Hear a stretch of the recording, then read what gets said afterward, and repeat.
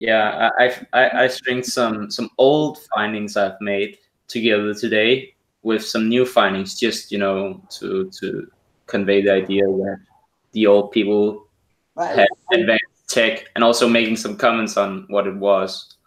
I do like Yeah, the basically, I haven't told you guys what I'm showing you, but I'm showing you an ancient weapon tonight, and it's pretty solid. It's like two pictures, and you don't have a question in your mind anymore about it being a weapon. And it's like a thing we all know, and it's a thing we haven't discussed, and we have discounted as being like this redundant thing. So it's very interesting, I think. cool.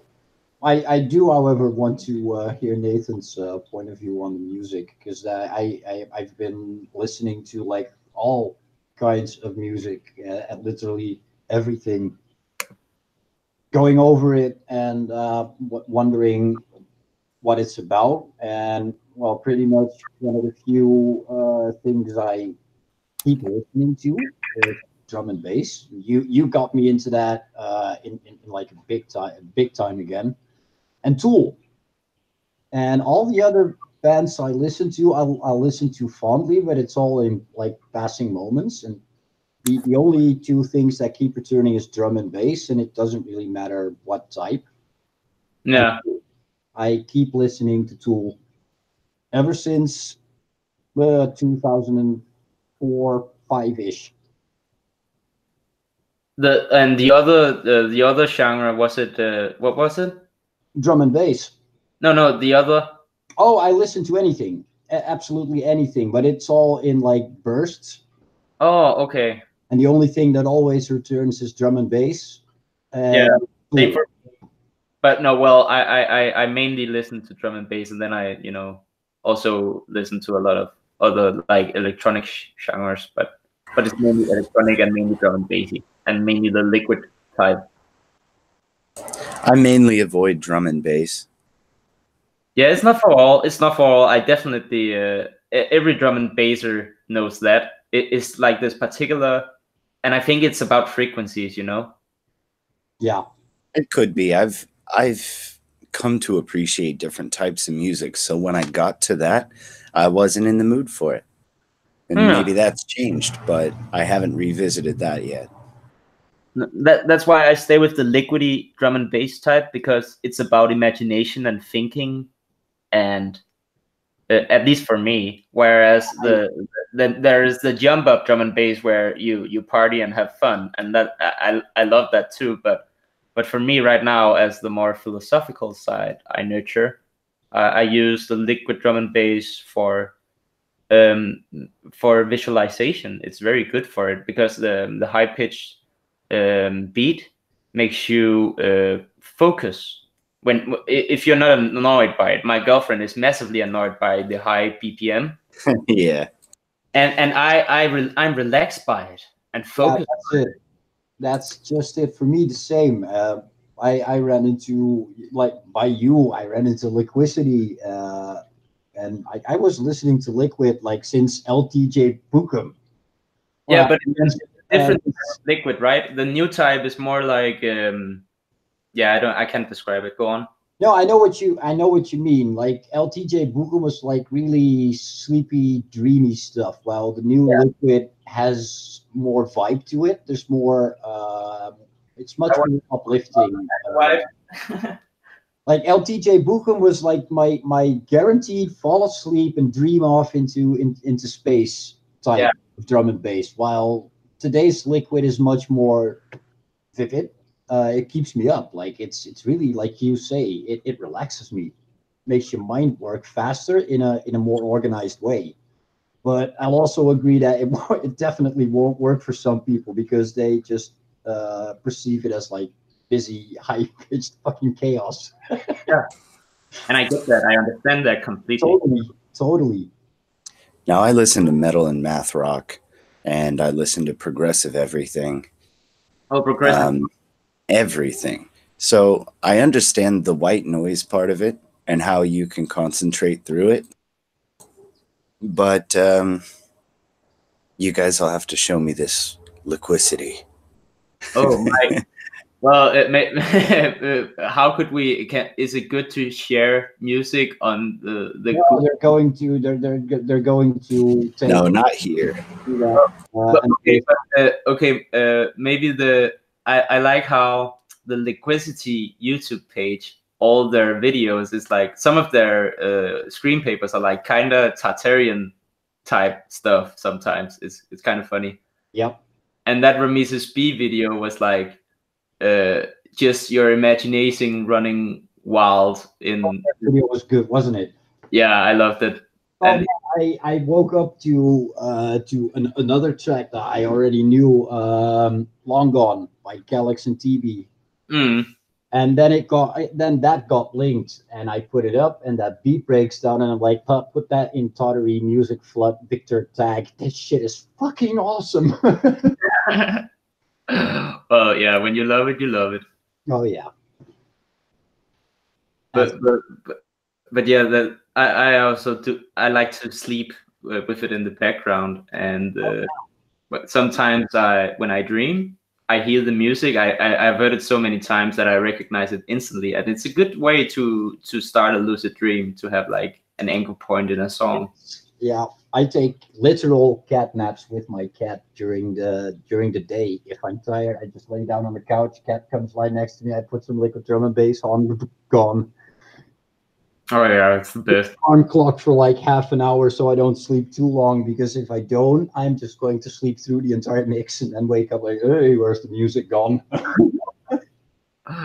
Yeah, I also sometimes I would use it for meditation, like some of the very like deep liquid songs, very spacey, and then I would smoke a lot, and then it would produce a very visual type of meditation. When I did it, it would produce like, you know, a lot of different colors and lights, but it wouldn't be the best type of meditation to, you know, to focus on a question. It would more be like an experience type of meditation where you just empty your mind and fly, experience colors and everything on liquid. If I want to focus meditation, I put up Tool. I need just 4 songs, and I have about what is it? A little over a half an hour for 4 songs. I just put them up in a row, and that's my deep meditation. No, yeah, but it's funny that you mentioned progressive, Nathan, because that was what my old music genre used to be. I used to, you know, only listen nearly to progressive house and electro house and yeah. Still EDM. Yeah, so EDM, and I went to Tomorrowland and stuff like that when I was a bit naive still. But now the house music and the EDM world, it all starts to blend together for me because I never listened to it when I was younger. And like I have, for instance, one of my favorite metal bands from my younger days feature a flute just in one song and a saxophone in another. Yeah. There's a progressive metal band that does an instrumental piece with the Moscow Symphony. Names. Yeah. And a piece with a hammered dulcimer. And so, I mean, there's a bit of everything. Yeah, you like when it blends together, and that's what I also there's like this quote from like one of the most well-known DJs within the liquid drum and bass arena, and he says that being like a musician from like the get-go and knowing every instrument and every music genre, he found that the liquid drum and bass genre was was the most what I think flexible genre he called, because it can incorporate any other genre. Like even rap and metal has been seen being incorporated into like an artistic classical liquid drum and bass.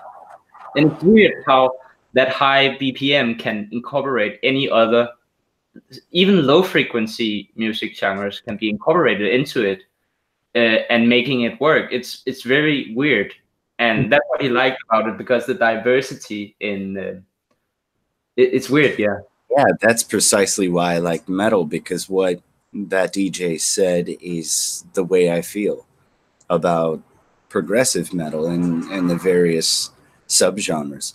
Eventually, music will get boring, and when people don't want to recreate themselves and each other, then they look at something completely different and they pull it into their genre. Why though have you never gone into Tool then? The what? I'm seriously curious, Nathan, why you have never gone into Tool then? Because everyone knows Tool, and so I'll hear snippets of Tool all the time, but I've always been obsessed with... What is Tool, sorry?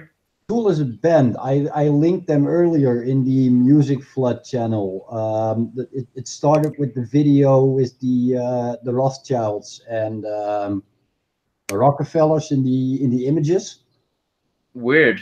I missed that. Sorry. No, he even responded with a wow. Like now, Tool. It's widely accepted that Tool's Maynard is super woke, even amongst musicians, even amongst psychonauts, even amongst winemakers. But that being said, I have sampled his music, and I have found other bands that are doing, in my opinion, crazier stuff. That's how old Tool was by the time I got to them. And so I thought, okay, Tool will be a rewind. It'll be like watching season 2 when you're on season 6 of Music Theory.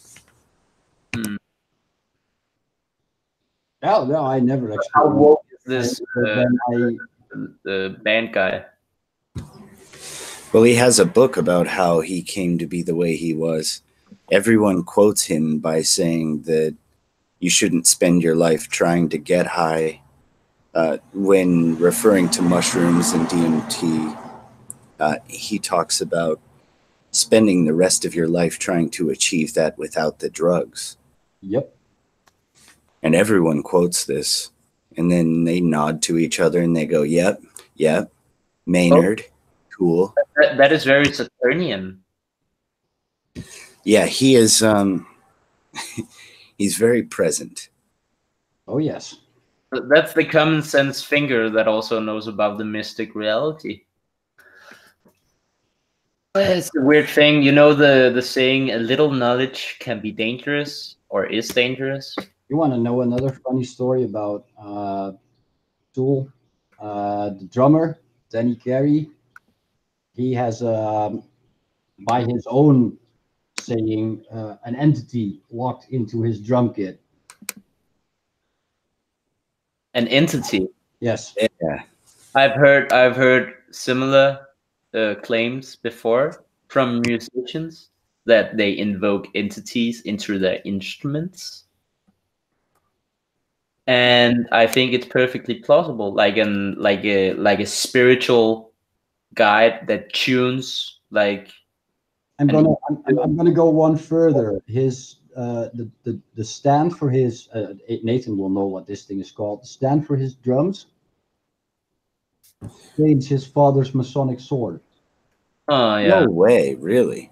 His drum rack has the sword in it? Yep. That's crazy. Weird. Or maybe not.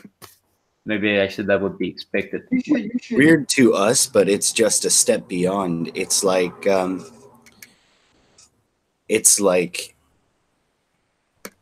I don't even know how to describe it. It's like when you see someone wearing a necklace and they say, it was my grandmother's. Mm-hmm. It's like that. That's a good way to describe it, yeah.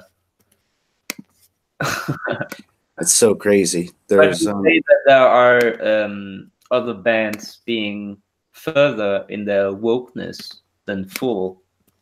No, not in their wokeness, just in their musicality. So Tool, when Tool was newer, they they did some things that no one else was doing. And the offshoot band, A Perfect Circle, likewise, and always with a smidge of sci-fi, Giger, and esoterica, and general knowledge that must be deciphered. But the music itself has been the foundation upon which bands of the last 20 years have been building on. And so you would say Tool, and I would reference 4 or 5 bands that have been like Tool, but musically wilder, crazier, deeper. Cynic is a perfect example. Yeah. They're like Tool, who has managed to attain that psychedelic high without drugs. Their music is wild, and their message is far more out there. Cynic is crazy stuff. I'll agree. And it's funny that there is both like a rivalry among musicians about being like making good music, but also having the most spiritual message or outlook, or being also like this semi kind of guru type. If they can do that as well, they become like, they reach like a new level of musician. And and I feel like there's a bit of competition in that arena amongst musicians right now. And what I would usually say as a philosopher, I scoff at the musicians and say, musicians. Because that's basically how I feel. Like, how are they supposed to know anything? Right. And it is exactly that disguise that allows them to get away with more than others. Oh, yes. Exactly. Yep. That's funny. But it's very embarrassing when at least the Danish musicians try to meddle their opinions into politics. It's like, just don't, because you don't know stuff, and you're talking as if like you should be listened to. And I say, when I say they don't know stuff, it's like, it's because it's blatantly obvious when they make their statements. Well, that's Rancid to a T right there, and a few other bands. If politics is the limit of your understanding and your chosen message is only political, that belies your ignorance to deeper. Oh, I hadn't thought about that, Nathan. That's true. And so honestly, that's politics, I think, is one of the worst types of activism. Yes. Well, I wonder if you don't, politics actually was pure ones, or we hear about the stories about ancient Greece politics and stuff. But the funny thing is, maybe Greece was pretty recent, and when you read the Timaeus, basically, I think it was Aristotle who was referencing his grandfather, who once spoke with an Egyptian priest or a Moorish priest, telling about the story about an ancient people, and how, according to that priest, the Greeks had no old men among them. There's not one old man among the Greeks, except Solon, and or Solon's grandfather. I'm maybe mixing the Greek character, but what is one of the great Greek, either philosophers or statesmen. I know the story.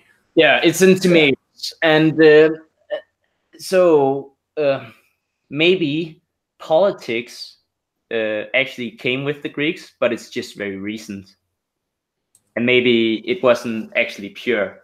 It has always been like this cesspool of corruption. It's a juvenile method for a deeper meaning. I think that the controllers, the good controllers, they see it as a necessary evil. In the dark. What is politics? Politics is a way of deciding who's leader, a way of deciding how we run based on who's leader and what's most important in terms of leadership and how you work under it. Yeah. When you take out leadership and you determine what's best without the need for leadership, you've stepped into philosophy. So simply making a leader has enabled politics. So you're saying that you can have politics without the need for philosophy? No, I'm saying politics is the first gate toward philosophy. It's as if someone took the philosophy of not one person, but people together and slapped a new face on it and called it leadership. And so the philosophy of leadership and rulership and ownership has become politics as we know it. I sort of had to share this image, guys. Yeah, that's a good point, Nathan. But that is nearly admitted, like in the old Greek way of Plato's The State. Yes. So politics is the walls of Plato's cave are made with politic. Kinda, yeah. But the whole idea about the meritocracy was the start, and that was good in everybody's ears, as long as you have a semi-enlightened population, right? So it was good conditionally. But you cannot make great ideas conditional. I like that image, Mike. And that's Greek. That's the I guess the point of the old priests and the higher civilizations is that if you're gonna put conditions on it, don't expect glory. But yeah, like love. Maybe I'm using conditions in a too narrow word, but oh no, I understand. You can't. I don't think you can call it love per se if it's conditional. Oh yeah, I mean that would translate to anything else. So if we can all accept that love is the highest force, if we compare it to any other force, such as maybe fear or hatred, then love is the highest and the most powerful force we know. And it makes people do stuff that they didn't think they were incapable or capable of. So if we imagine that there once was a civilization which highest tenets were love and truth, then it follows that their idea of existence would not be as conditional as we have put it, or their way of organization would not be as conditional, because love is highly unconditional. And if it's conditional, it's something other than love. Yeah, maybe there's a profound sadness to that statement. Yeah, so it's a gross misunderstanding of a word. Seriously, that's so fucking spot on. Yeah. Please, if it's conditional, it's not love. Sorry, Mike, what did you say? No, it's spot on what Nathan says. That's what I said. If it's conditional, it's not love. Yeah. But sometimes you may think it is, but we call it love sometimes. You say that you have to lie to someone because you love them. Yes, I think. But really, sometimes you hurt somebody because you love them. Because you intend for them. Yes. And I think it's also that doesn't go against the conditional part, because it's unconditional, and the truth is also like that, kind of unconditional in the way that it doesn't change it doesn't change according to the receiver. So in that aspect, it's kind of unconditional. But oh, quick news. I'm sorry. No, that's okay. Notre Dame is on fire? Oh? Notre Dame is basketball? No. Are you Here, talking yellow vest? look at. I'm screen sharing now. Check it out. Whoa! That's Yeah. a big Notre Dame.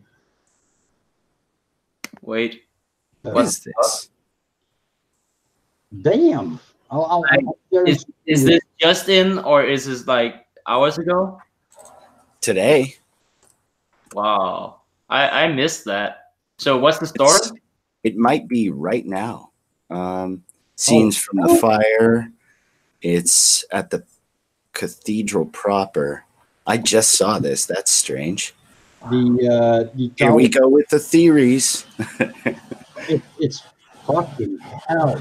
If they're destroying the past, then Notre Dame is a bad way to go, because like Notre Dame is perhaps like one of the most known about structures out there.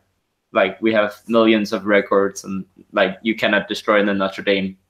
It's probably going to be there for a long time, as long as we have the historical records.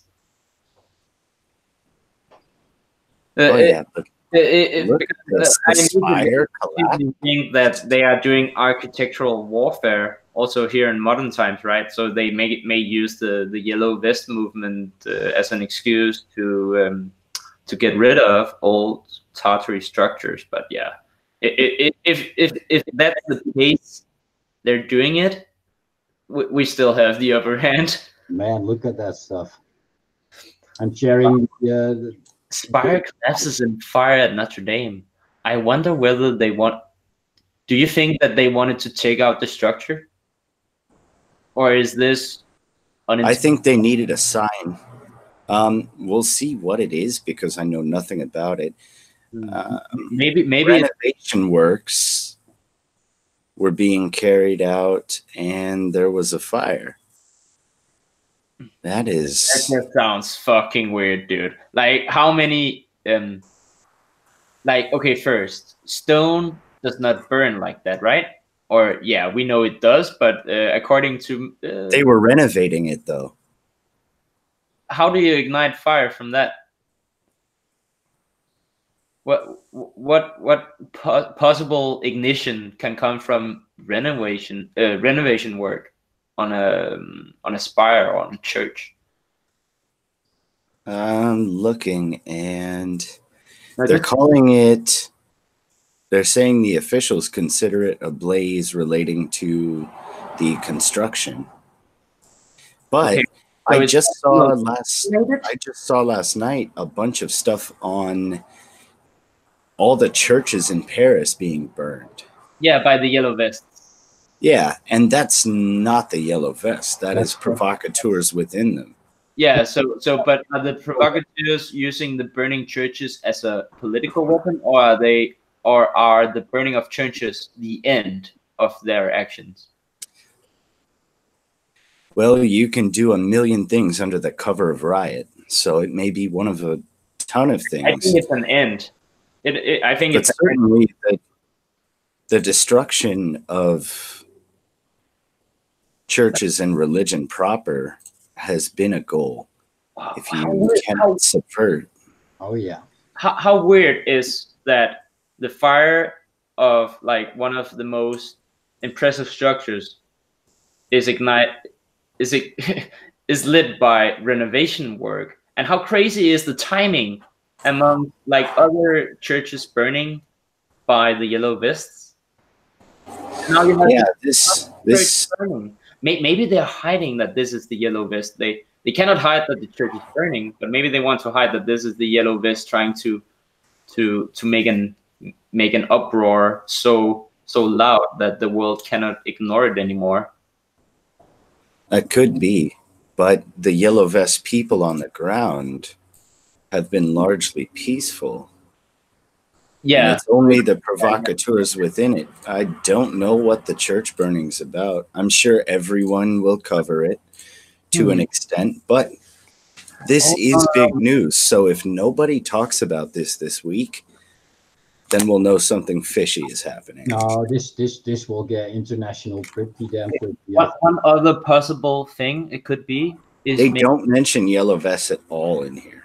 Maybe it's just like the basic sign of the church and the organized religion being set ablaze.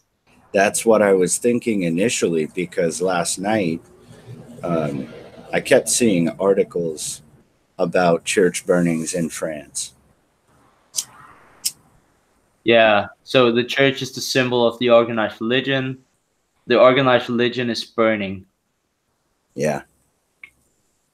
That's also another solution to the problem. And maybe it's just like, forget the official narrative. Just look at the symbolical value of what it is.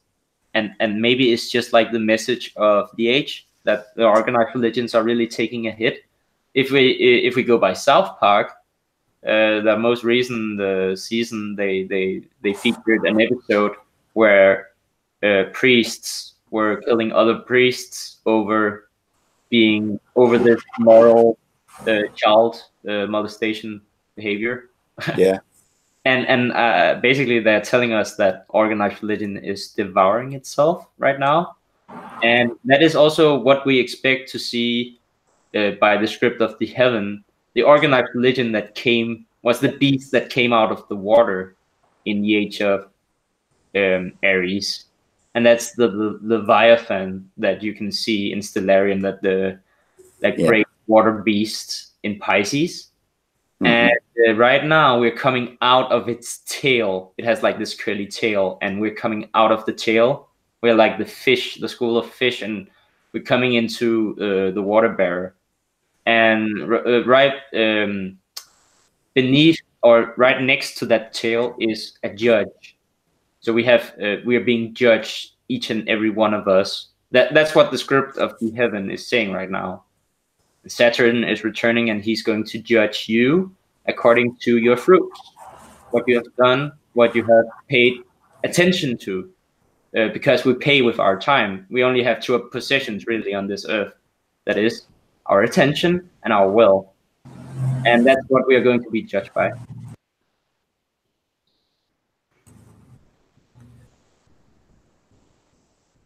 Oh yeah, I have a way of ruining the conversation. Sorry, monologue. Oh no, this no. Just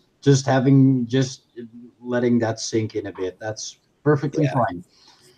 This line of conversation leaves me too deep in thought. I have too many nascent thoughts on it, especially in relation to myself, and not prepared to speak on it until I feel I understand myself better. Oh yeah. Well, I like that honesty. Same. It's exactly the same here. They don't have.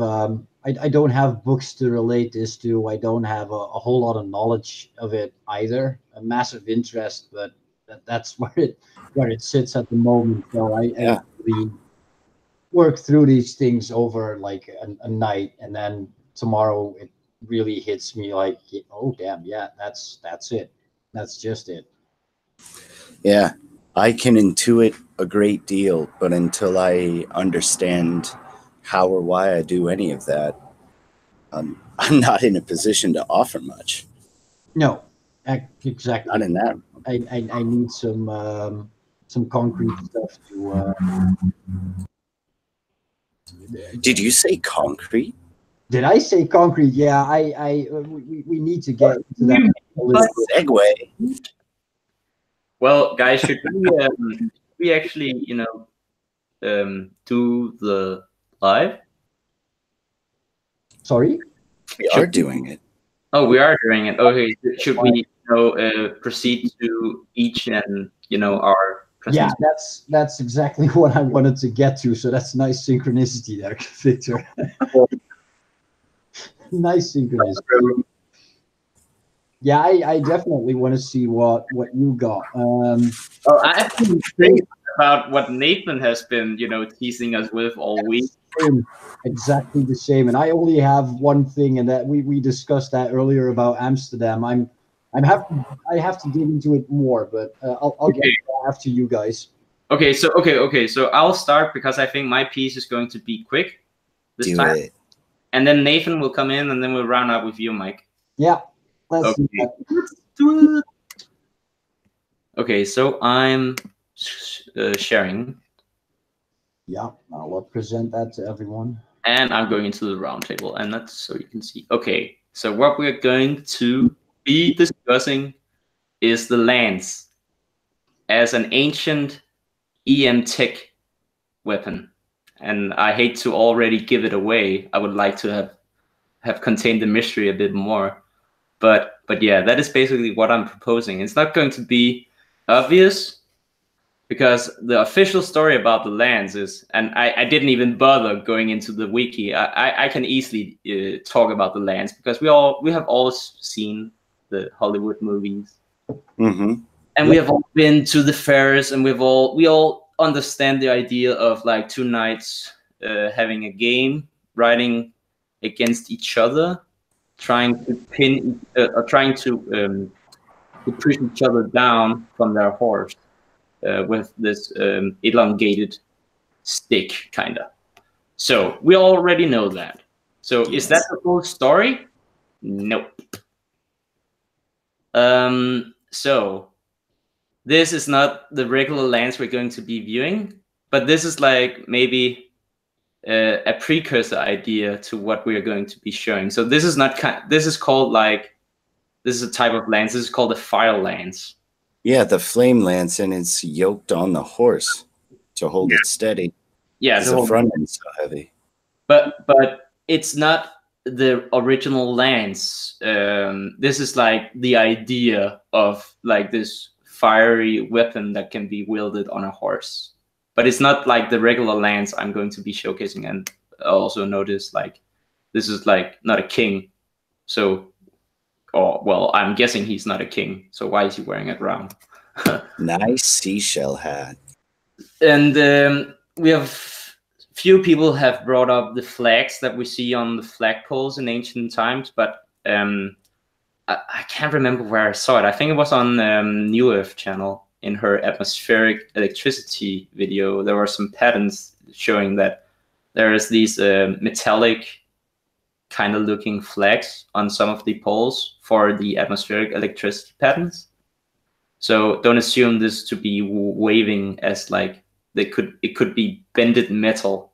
That's what it could be. It could be part of the technology, even though it looks like a flag. Yeah, it's weird, I know, but just keep that in mind. This is the base of the lance. It has this weird, and yeah, I know we know this shape.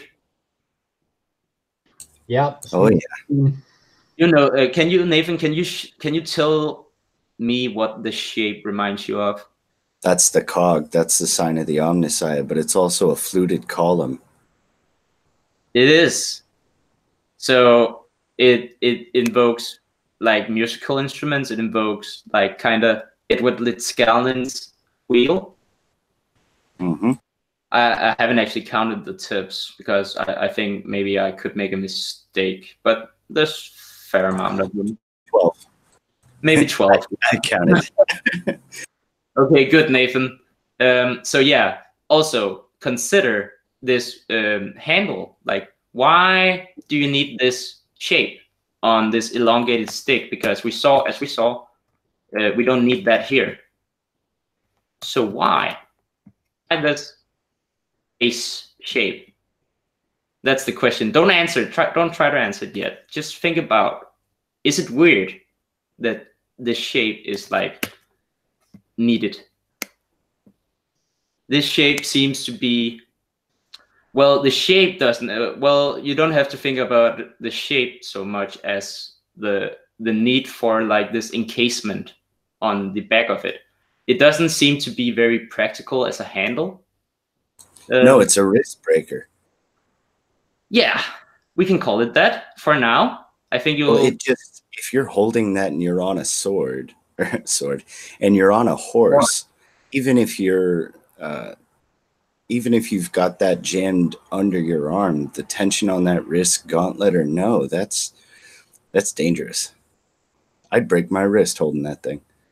And hitting something. And it doesn't seem to be following a rule of comfort with the shape. So what's up is my question. And look at this looks like a sword, but it kind of isn't because of the point. Some of the points are weird.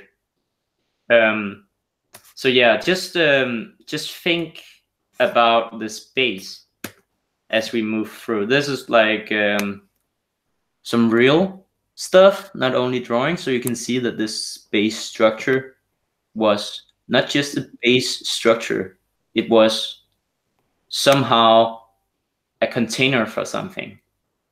Can you see this? There's like this strap on, this outer encasing strap on holding it together. Yep. Yeah, okay, so we follow each other. It kind of also looks like that's the case here, but I'm not quite sure. What you're looking at with those two is the remains of the sheath. Mm-hmm. I would agree, because it looks like it has broken off a bit here. But yeah, that's not the important point. We're getting to it. So here you can see some other encasings here. They're very unique and different. Basically like swords. And then you also have this, if you just cut off this base, don't look at that, and then flip this 100 and maybe 90 degrees, and then you have a trumpet. Yeah. Yeah. It's basically the musical shape of a trumpet. So we're nearly there, guys, to the big reveal. And before I say, I can say that I'm not quite sure particularly what technology is being used, but we will see that it is technology. Okay. So this is the lens, and it has this bag containing perhaps a gas, I would think. It has an inlet or outlet and a curly wire going around. I would think this might be copper, because The wire goes up again through the lens. yes, see here. Yep. And that is the result. Have you ever seen that on a medieval depiction of a lance? Except the fire lance you just saw. Have you ever seen this? That's a gun. It is. That's a gun. Do you remember the witch burnings, and they would put black powder around their neck, so when the fire reached their neck, it would explode in their face? Hmm? You remember that? I think that's what this is. Yeah. As soon as you hit it, it loads the spring, and the impact shoots that into anyone's face. That's cool. Holy hell. Do you think this is the spring? So I think so. Now, if you have something that when compressed, such as the impact of a lance, it would drive that bag of powder down and force everything in it through that opening and out the front of the lance. So in essence, you know how you can make like a shotgun hammer or a punch gun, where when you hit it, it discharges the bullet casing? Yeah. I think that's the same thing here. It could be other stuff, but it looks like a fucking pneumatic lance. Yeah, that's what I would describe it, the pneumatic lance. That is cool. This seems to be air. It seems to be air based, right? Because this is either an inlet or an outlet of what exactly? Air? I don't know. But it definitely seems steam tech, right? Yeah, it could be steam. It could be. I mean, you could put. Because I wanted but this being like a copper coil, and copper coils can produce all types of currents, or they produce current. So, yeah, I would love to hear somebody who knows more about. Not that you are not an expert, Nathan, but I'm going to ask. oh no, mine's only an opinion. I've only been looking at it for a minute. Yeah. I would love to hear like somebody who's studied like medieval stuff, if they've seen anything as to alluding to this being the case? I'll ask two of my friends. Yeah. One did medieval reenactment, and the other one is big into medieval text. That would be awesome, because I have never seen anything like this. And when we're talking about old weapons, we know that we're just starting to scratch the surface. Shout out to Martin Liedtke for the EM Fascies videos. They are absolutely amazing and driving a new area of research, and I think it has a lot of value. So, just do you have the description of these figures with the letters? It comes from a very old Gallica book from the 1400s, and it has very poorly written text. It's very hard to make out. The depictions are the best. It looks like the knight in the previous picture. It looks like the knight could pull the spring that comes out of the left side and essentially load the lance to cock it back and like G. You see G? Yeah. You're saddled in your horse, you set the lance under your arm, and you pull G. Yeah. You pull it out, and it yanks the spring down and loads the lance. When the lance makes impact, then the spring shoots forward again, discharging the contents of the container. Now, D looks like a load spot. Gunpowder, itching powder, who cares what's in it? Yeah. It could be any of that stuff. This is a gun. They made a 20-foot musket, a punch gun. and just remember, guys, how many of these were there? That's why they had to wear plate armor. I mean, on top of the other reasons, but holy cow. Yeah. Yeah. That's it. That when were guns invented? Because you might have found an earlier gun. Yes. Because this could be, well, we know that the Dark Middle Ages, like we have this, 800 years where they say no invention went on. Yeah. Right. Yeah. About that. About that. What's your family famous for? Nothing. Just, believing in gods and raping people.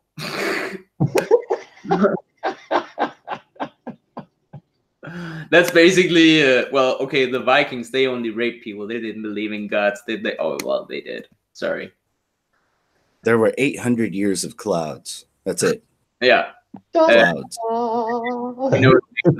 We know why they had to create such. But yeah, what do you think about this one, Nathan? Is this another type, or is it like an extension of the explanation? Show me the tip. Dirty joke. Like this thing here. I don't know what it is. Seems to be connected to the lance, not like. Well, the front of the lance is open too. So not only do we have A and D as open cavities in this lance, which would make it way lighter than we initially think lances are. Yeah, because we think they are complete metal, right? Yeah, and those lances in the picture you're looking at right now, those 4 bases, if that lance is a certain length, you're going to need 20, 30 pounds of weight in that base of that lance. Otherwise, you can't hold it up without a yoke. Yeah, okay. Sure. I mean, take your basic variety garden shovel and try to hold it out at arm's length or even with just your hand or wrist. No way, all the weight's in the front of that shovel. Even if you tuck it under your arm, that's a tough one. But if you make more weight in the back, you can aim this thing no problem. But what are they loading it with? In the in the second one. Yeah, I think if there was a difference, it would be. One is spring operated, but how does the other one work? Yeah, good question. Maybe this one is completely pneumatic. A blow lance. Or gas. Okay, yeah. No, it still could be, but that actually could be a hand pump, like a bike pump, but I don't know. Okay, so what about I'd like my horse inflated. Yeah, I'll take my lance 1 second. Blow the lance. Blowing lance. so yeah, I don't know exactly. And someone inflate my horse, please. Maybe not air, but you see that there's a continuation of the inlet. This is also hollow. All of a sudden, as that wasn't needed in this one, but suddenly there is like 2 hollow spaces working together here in this one. So it's I think it's a different type. You see, here's the spring, and it's a connector. So there are. We can assume that there were different types. So, but okay. So then we have different types of working guns or EM tech, maybe. So why the similar shape? Maybe the similar shape is maybe there's a logic to the way you have to carry it and how you have to practically wear it. Maybe that's answers more about the shape than the use of the particular firing mechanism. Yeah. And now when you first started this, I thought you were going to go back to the old Nuremberg photos where they actually fought within range and were electrified. Now that is a fully understandable EM lance that they're using in those photos. And they're using it like guards would use halberds to keep foes at a distance. And it's powered essentially like a giant cattle prod. Yeah. But what this looks like is the beginnings of a gun before they discovered they could put a metal ball in it and not have to just hit people with the gunpowder part. Or perhaps the spring compressed the air and shot the tip straight through armor, just punch through armor into the flesh, and you leave your lance tip inside somebody. Oh yeah. Okay, yeah, I see that. Also, so because could you imagine that the tip would be like this fleur-de-lis kind of blade, as we've seen? Yeah. So you could, with that, instead of just hitting somebody, you could hit somebody and punch straight through them and out the back. And you would, it would be like a kill shot for sure. A powerful dum-dum. Yeah. And maybe that was what was needed to, counter the armor, the metal armor of warriors. Yeah, maybe the lance was basically the only weapon powerful enough to break the armor of the other knights. And maybe that's why we see the lances being used so much. A society's weapons can be discovered through the discovery of their armor. Any society who has developed sufficient defense will have developed a weapon capable of penetrating that defense. Otherwise, they would not have any cause to need that or even understand that they need that level of defense. So look at an armor, especially in a time period, that armor exists solely because a weapon exists that it needs defending against. It's a meta. Yes, yes. And it's definitely a way of looking for missing pieces in a society. It's a good point, Nathan. I'm glad you brought that up. Victor, as a bit of a more out there because these weapons might be what needed protection from. Look at this sword. Like, look, if we just apply the lens logic, look at this thing. Yeah, and you can make spring guns. People do it in prison and on planes all the time. So, Look at this too. as a little bit more out there theory, what if that? And look at this tip. Sorry, look at this sword tip. What's the idea, Mike? What if that spring-loaded one you showed? Yeah, that one. What if that spring is like sort of a Tesla coil? Yeah, that was my initial, like a copper coil also. The C could be a bottle containing plasma. Like liquid. Yeah. So it could also be liquid mercury. We know that they had this liquid mercury and they used it in their antennas. Yeah, all you would need is a drop or two of mercury. It is more out there than what Nathan presents as it being a spring-loaded weapon with gunpowder, definitely. But no, because it could be a bottle. Like if you look at it, the tube that goes into D, it goes into sort of this the edge you see. That looks like a bottle top, and then the E going into the C is also a bottle top. Yeah.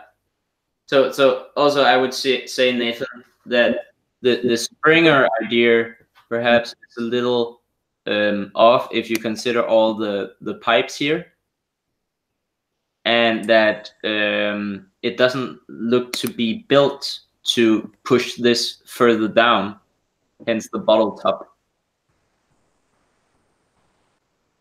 I think that what you're looking at is a loaded. So G is not actually a wire. G is a cord, and this is loaded. C is drawn like a bag. You see the lines of it, and everything else is sharp. And so this is loaded. When the spring is sprung, F, the flat base, will have compressed the bag. You're not looking at an unloaded one. You're looking at a loaded spring. Okay. Look at how tight those coils are. It could be a bottle. If it were used like a bottle, all you would need is a drop of mercury, and it would actually it would heat and vaporize and cause that plasma reaction. And all you would need is to touch the tip to anything that's grounded, and you would get a discharge. Static shock. Yeah, you'll get a discharge. Wow, that could actually be like if you mix the ideas of you both, that actually has like a third idea, and now you have, and now you know why you only have to touch with the lens to get a discharge. You only have to touch the armor. Yeah, that's it. Exactly. So it could be a cattle prod, essentially a really, really strong cattle prod too. Yeah. The only thing that makes me think that this version is not that type is the smoke coming out of the end. Yeah, but is that smoke or is that plasma? Yeah, that's a good point, Mike, because we cannot apply that logic with these people, I think, because it would certainly look like steam or gas or like firing a gun to us. That's usually the logical assumption you go by, because who talks about plasma in the Middle Ages, right? There's just a few people among us that do that, and then the given narrative, plasma? No, that's new. Can you see here what's going on? I couldn't quite make out what exactly went on in this one. It could be. I'm just saying, could be that the tip of the White Knight is electrified. Yeah. That the tip of the Black Knight, that lens has a different structure to it to begin with. Yeah, it looks like this rounded part of this lens. Yeah, it's a different type of weapon, I think. Yeah. So if you like if you want to electrify me, I'll go and blow you up. There you go. But I'm just glad that I got that idea out. Wait, go back. Okay, now you guys are aware of the horsefoot rule in statues and depictions? Horsefoot rule? Uh-huh. No, I'm not sure. If you see famous statues, depictions of famous people on horseback, you can find out what happened to them because there's a rule.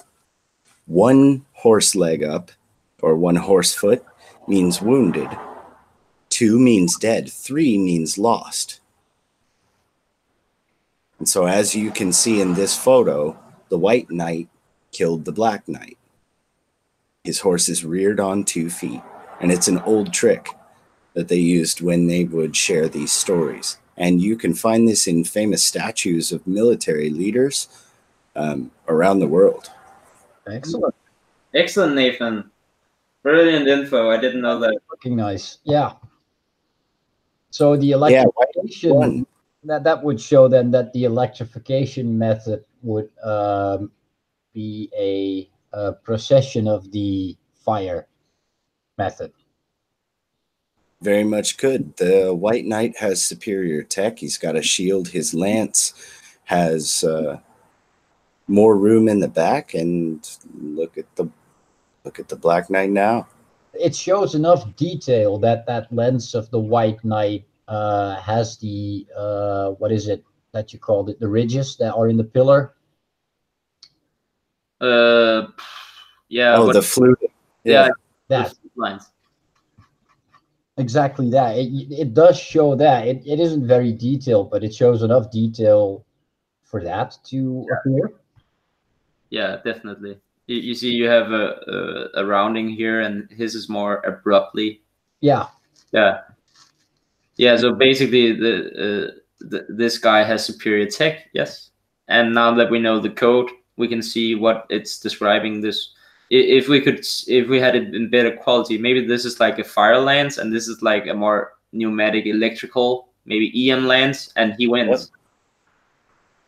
Yeah, and you can apply that. You can apply this horse logic to decode photos to see who won famous battles and everything. And especially if you see war scenes painted, you'll see the same thing. Wow, that's really cool. But yeah, I also there's a lot of this tech, fire tech going on. Hey, did you get that from the link I shared on the Archimedes? Yeah, I think so. Yeah. What do you think about this? It definitely look like they're burning these guys, right? Yeah. That's one of the theories on shipboard warfare. Yeah. But it wasn't. I just put it in there basically. But what I wanted to talk about was these antennas. Look like antennas. I just wanted to show perhaps some of the more new to this that we have had, antenna on churches for a very long time, and that churches are churches, as in religious ceremonies or religious ceremonial centers. Is basically hard to defend when you think about all the technology that seems to be on these churches. You see in that past photo too, the inventor is resting while the observer puts a feather in his cap. No? Stuck a feather in his cap. It's a mark of a job well done. That's it. Wow, Nathan, you're full of coded information. And look, what I was talking about, this flag, as we saw on top of the land. This is also found here. I will just go back. Yeah, there you go. Yeah, iconography was a really big thing for them, wasn't it? Always. This flag, you have to try to think of it not as a flag, but as a part of the design of the instrument. Had that been a more detailed or higher resolution image, you would have actually seen a depiction on that flag. You can see stuff going on it. Yeah, they would write things on it, but it's metal probably. Oh yeah. So it's part of whatever this thing does, and it helps. Okay. So the shape you're seeing there, if they wove silver strand into that flag, it would be so heavy that it wouldn't hold up. So they cut that triangle out of it to assist with the weight, so it can still act with the wind, but it also acts as a conductor. Yeah. Thank you, Nathan. And do you know what supposedly is in these balls? Enough mercury to cause a plasma reaction. Exactly. And people think you need to fill it with mercury. No, not at all. Just a bit. This is a modern news story, and I'm just showing you like the basic thing about it. Cut a view of the antenna reservoir and tube, and yeah, there you go. And yeah, shout out to Mike Oz from the Mudflood Researchers. He showed me this, and basically my point was just to show people that in the 1600s, people are making antennas. Antennas. Fucking awesome, man. Nice. So Nathan, what did you want to present today? And also, sorry. One last. These are the mercury balls in action. Oh yeah. Look. So they are not only antennas. I think you could also make these balls excited in a state so as they cause illumination. Make these balls excited. Yeah, you know, as in energy. Yes. Electrons and stuff like that. Yeah. Goodness gracious, Greek balls of fire. Electricity. And you have this mercury ball underneath an antenna, just as we have here. Boom. We're getting there, guys. We're really getting there. Yeah. And this is it being used inside a large ballroom. Look at this. Look at the power of light it creates. Look at the long shadows. And basically, this is emitting a frequency that is picked up by all these other receivers. So they light up. That is basically my idea, because I've seen many depictions of like, you have an illumination event, and then you have this glowing ball in the middle, seeming to cause like the rest of being the power source of the rest. Yeah, so like the scene from The Prestige, yes, where David Bowie hands Hugh Jackman a light bulb, and there's no cord. Yeah, exactly, and they did that California experiment supposedly. Yeah, and here you see it again. The power source is here, and then you have these three hanging light bulbs lighting up. You would see how that would work, right? Yep. Any glass maker just has to cast a glass dome with a bit of liquid inside to excite the reaction. And are we again seeing giantage here? Is this like a giant, and is this a smaller adult? It's always one of my questions. Even though these look like children, this looks like a small adult. So that's the very confusing part about what I brought up in my channel or in my chat with Philip, is that if you have giants and small adults, these giants are going to have kids. That's going to be approximately the same size as the small adults. So we have a problem. It's a time of great mixture. Yeah, but I love exploring these ideas, even though that it may turn out to be entirely dismissed along. I'm just glad that I'm out there. No, it's definitely worth putting out. Yeah. And what if these dark ages, on the vein of giants, what if these dark ages are just hidden for that reason? It's a great time of mixing of the breeds. Just like the missing years of the Christ. Yes.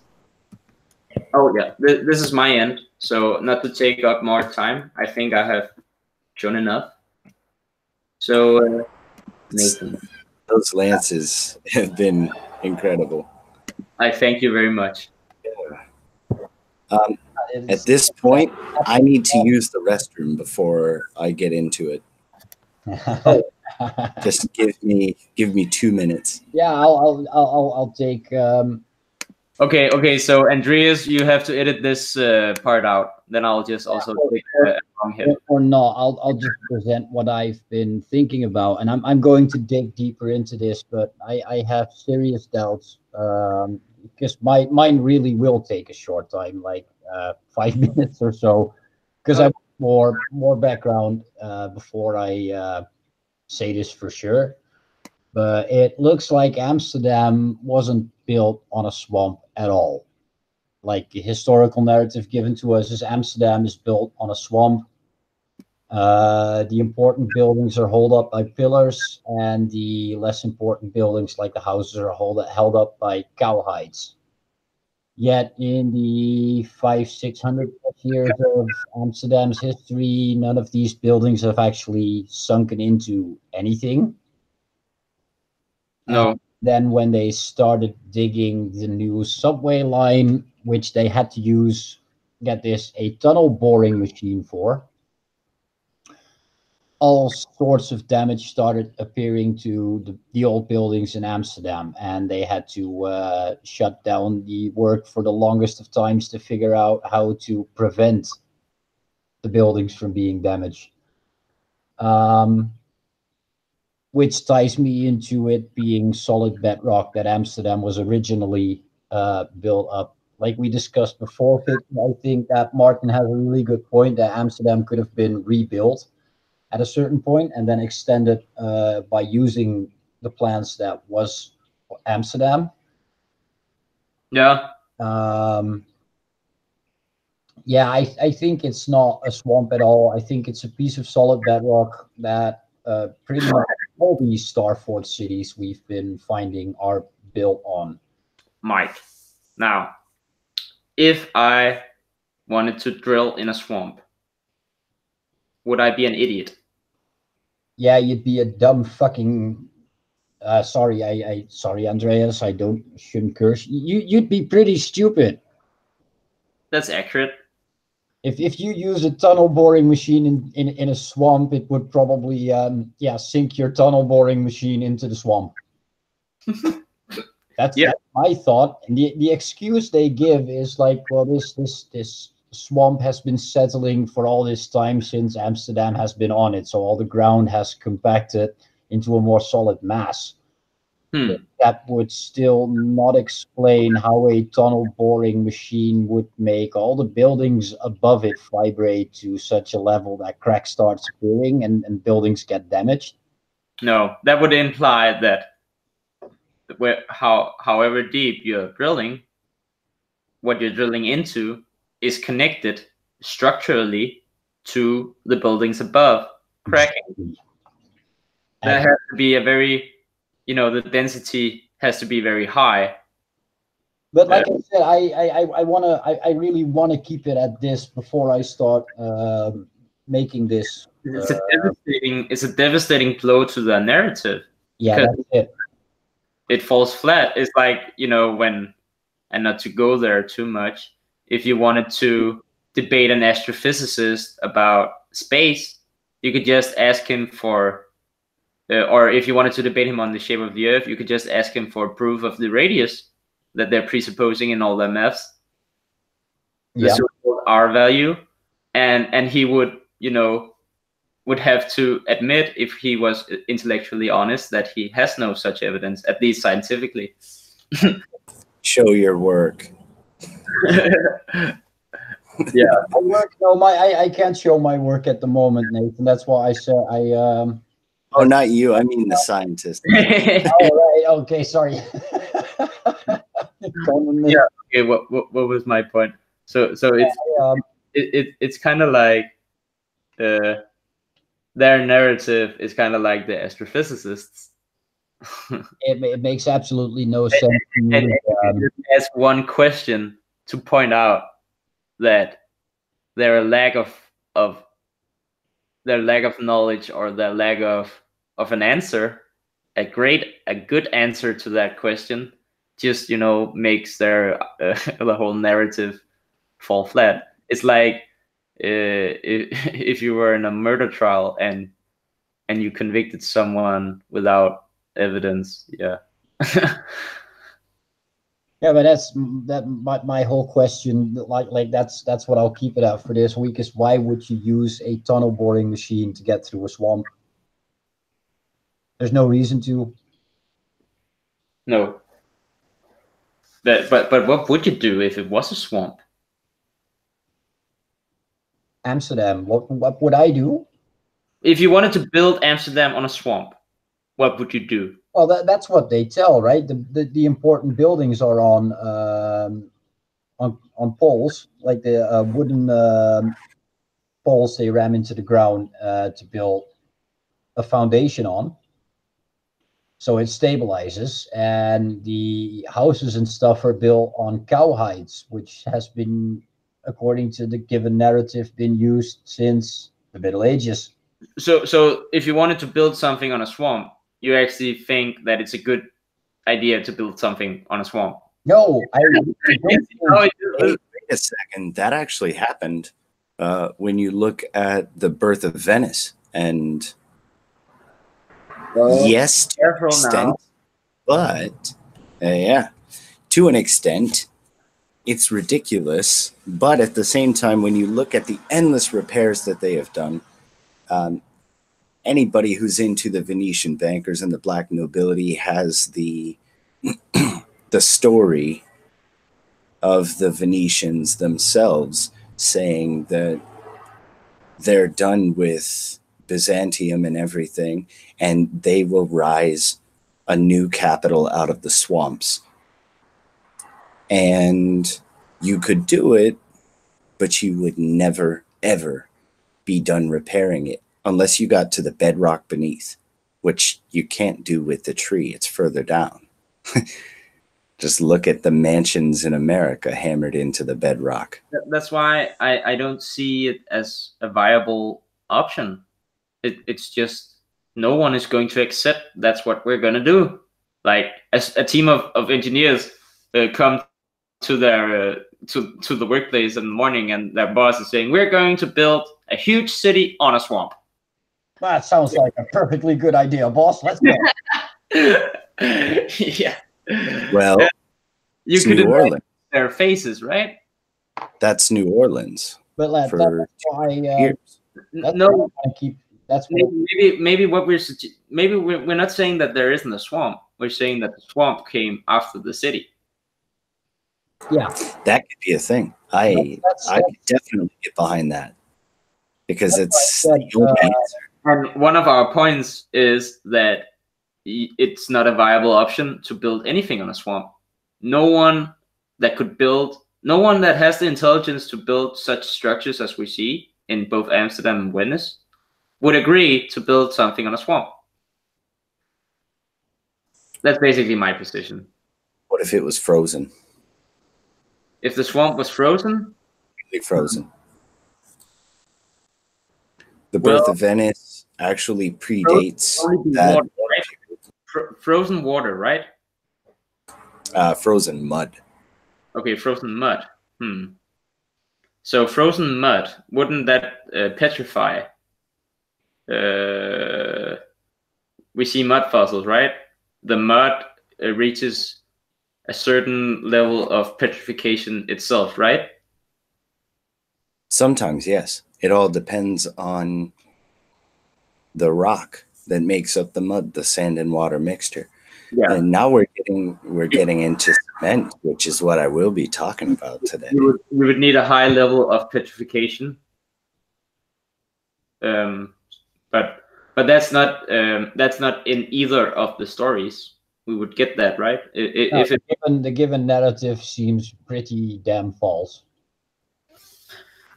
Yeah, and it's basically we want to stress that we can be lazy on our asses and just assert that it's not possible. we desperately want to say that's possible. So we're trying to find an angle. Yeah, I'm playing devil's advocate because we know it exists. Yeah. So how, why? It's worth some deep consideration.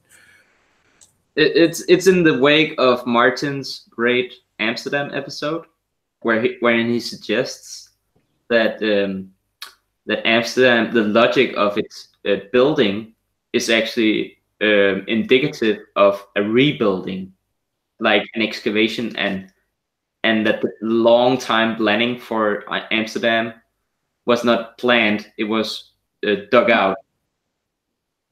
I just today saw an old map of the Netherlands. Yes, I meant the Netherlands, which doesn't at all show the star forts in my city of birth. Like how far ago?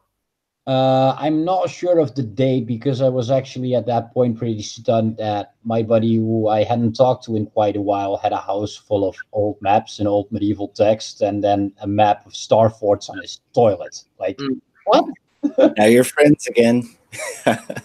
No, we just hadn't talked because he was extremely busy all this time. And he called this morning, like, dude, I finally have some time. Are you able to drop by at all this afternoon? Yeah, sure, I'll drop by. And I knew he was interested in medieval stuff, but he found a girlfriend who is just as much into the medieval stuff. So he went haywire with this shit. Yes. Is this the same friend that you told about the star forts before?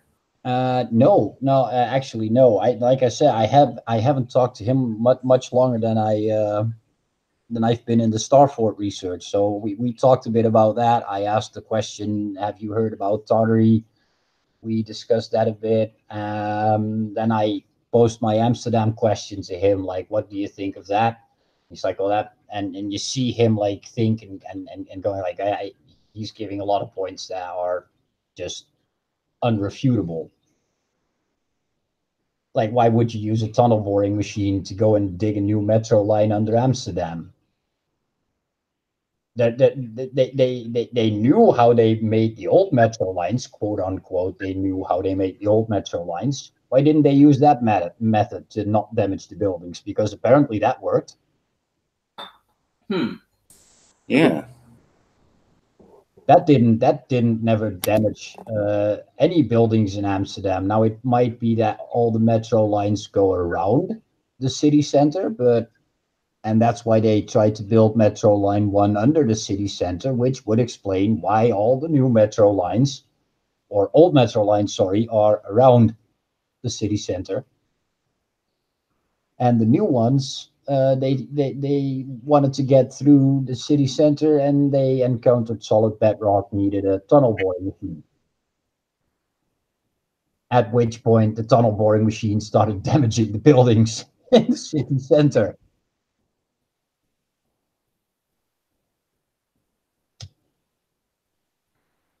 But that's me. I'd like to give it all to you now, Nathan. I'm going to dig into it more and present something, some more stuff with pictures next week. Hell yes, I'd like to see the alternative you come up with. We know the original isn't sound when you look at it objectively, so I wonder what and why and how. Just That's plainly. Yeah, me too. Basically, that's why. Yeah, I'm going to look up maps of the metro lines to see where they go and how they run, because that would explain a lot in. But as Philip said in my, we were discussing the round forts in the chat, and he was like comparing it with the metro lines having these round parts to them where they could rotate, so that one line could, so you could have a cross section, and then you could rotate an entire section within the cross to make one train pass in one direction and close for another direction. Yes. And I think he was alluding to that would be the same technology as in the rotating forts if they were mechanical. And I say yes, That makes perfect sense. that is very, very, very much possible and it seems very much likely. And I want to hear all about concrete though, because before, like I said, before we go further into what Amsterdam is, and metro lines, I want to know about concrete. well, maybe concrete is just, it's just the idea. Maybe it wasn't concrete as we know concrete. Nathan? We don't know concrete. That's our problem. Yeah, I don't know concrete, so I can't say that we don't know concrete.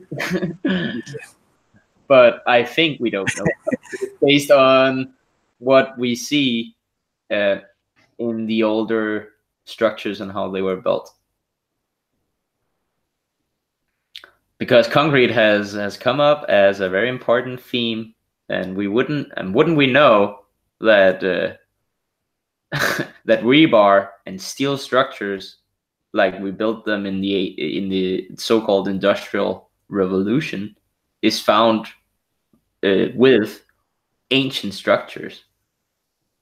And if you want to see more on that, just go follow Wise Up channel. Oh, then I might disappoint you with what I'm about to share. Oh, disappoint me in what way? Well, perhaps I'm not the first to get to this.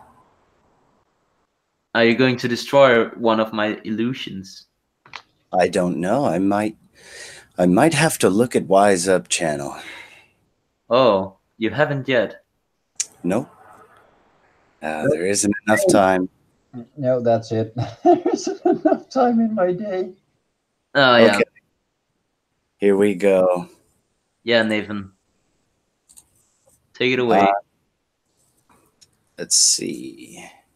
You have to share your channel. I did. I'm about to. Give me 1 second.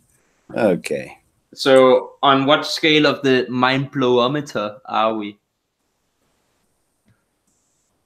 I don't even know. I don't even know. We're just. I'll take you on the same journey I went, and we'll see what you think. Okay. Well, I'm in my seat. I have my seat belt on. Can you see me? Yes, sir. The burning mirror. All right. Beautiful. Now, we already talked about Archimedes and the burning mirror. We talked about Count Olaf using the same thing to destroy.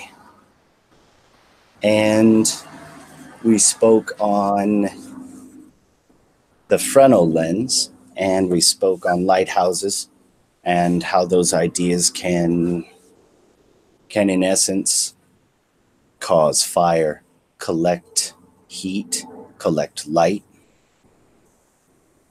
And now we get to the good stuff. Why would you use this just for fire when you can boil stone with it? Yeah. It's a solar forge. It's a sun forge. Yeah. I get your point. So, you use the sun to make materials for construction. That's what you're getting at. This is an ethanol. Have you heard of this? Of the alchemical burning furnaces. Like the alchemical oven. All new to me, Nathan. I don't know the faintest. The Athanor is essentially an easy bake oven for the thaumaturge, for the metallurgist, for the alchemical world. Yes. So the magister would use this to concoct things. It's where we get most of our ancient knowledge on the metals and on mercury. And our subsequent uses of mercury are mixtures of gases and vapors. Yeah. Do you know how big some of these athanors are? They are akin to like some of the chimneys we were looking at the destroyed Dresden. Yes. And so some of these alchemists are completely giants. Mm-hmm. Yeah. And also seemingly innocuous structures. You know who just this is, be right? Athanors. Who what? You know who that god is, right? Yeah, yeah. Oh yes. Oh, we don't have Now, about that. It's funny how they would use these furnaces also as like that's why you saw the Moloch Baal furnace, because it was basically the same thing.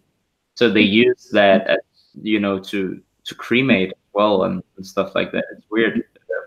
They were yeah. so multi-purpose thinking in many of the things they did. Oh But yes.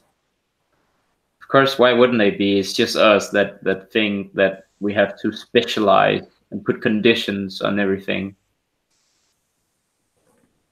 Well, when we get into Did I furnaces. just read Rimstar? Oh, what? Oh, sorry. Go on. Just ignore it. Ah, that's where I am. I guess I'm sharing this now. Lava casting for sculptural applications. At Tamkrabot Monastery in Praputabat in Thailand. Now look at this. We always say, how did they do it? What are they doing? Do you know what this is?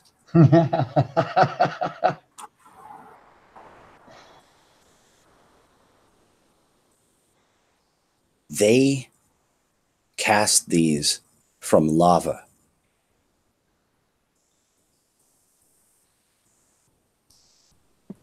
Well, couldn't it be that as the Romans, they used lava or ash in their brick making? Could it be the same? No. It's not ash infused bricks or stonework? No. This right here is actually a newer method where they have to repair these constantly because the inner metal framework is iron and it's rebar as we use today, and it oxidizes. Yeah, that would definitely interest the likes of Wise Up. Yes. Now, these are monks that do this with almost zero technology. They make the lava. This lava, it's basalt. And you see they pour into the cast at various levels. This is clay in here. They've created the casting mold and they pour it. And even with old technology, they had been doing this. Yes, today they're using metal and they're using metal scaffolding, but they had done this before they had that. These are very old. Yeah, and they could also, if they were a tad more advanced, they could have used form, right? Yes. And how would they make the form? In many different ways, actually. But this is just what I've always, because I have a book on how they made like this statue complete with a horse and a guy riding on it, as you would see in like a copper statue seen in Copenhagen, for instance. Uh-huh. And instead of a guy chiseling a rock or whatever, you would see a form and a liquid being poured into it, and then it would be heated, and then it would be cooled, and then you would break the form away by chiseling the form away, and then inside you would have the statue. Yes, that actually proved to be is how you make the form. How do you make the form so structurally perfect? So with a mold, you create a mold, and the casting you're talking about proved to be too wasteful. because you couldn't reuse the form.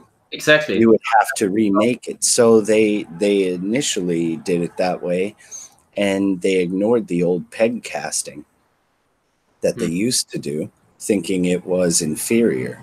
But then they rediscovered a way to reuse their forms or their molds, since they didn't need.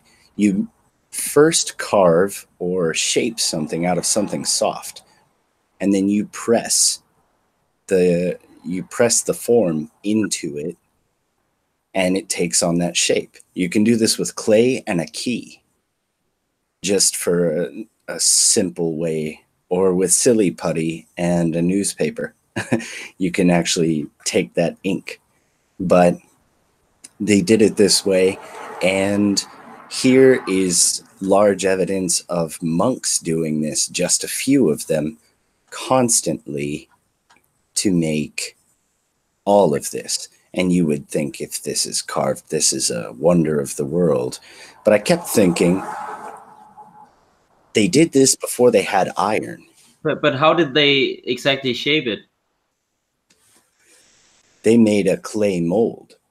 Yeah, but how did they get such a high advanced level of shaping? Well, the shaping itself isn't advanced. It's older than we've ever thought it was. But it's still highly artistic work and good reproduction. They look identical, as if they were 3D printed. They do. So how? And we can see that they aren't. But how do they exactly shape them and make all the details? Here. Is it what tools do they use to make the round shapes and the eyelets and stuff like that? Essentially, they take the mold from a statue undegraded.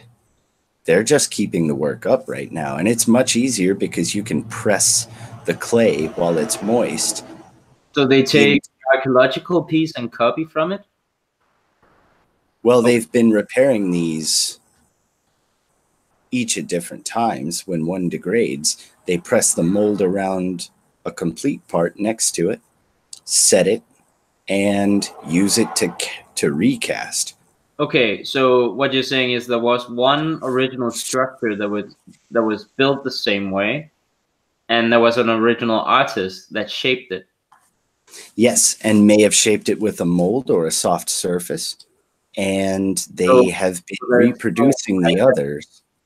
So my point is, sorry for interrupting, is that there's still high-level artistry going into the fight. Yes. Yeah. Oh, so yes, but it's not men with hammers and chisels carving away at rock for decades. It's forming mud or forming soft materials, rather. Initially, yes, but to get these hard structures, these monks are making lava sculptures. That's crazy. And so it got me thinking, if there is, where are we? If there's such degradation due to the the oxidizing iron inside that ruins this basalt, and what is basalt? Basalt is lava. You can find it everywhere. If they have this and it's degrading, yet we see other things that may have been cast, what's inside of them holding them? Well, this is called a mafic or mafic, but it's a type of rock. Basalt is a mafic rock. Yep. And we find basalt everywhere. Now, give me 1 second. I'm going to share a separate screen here.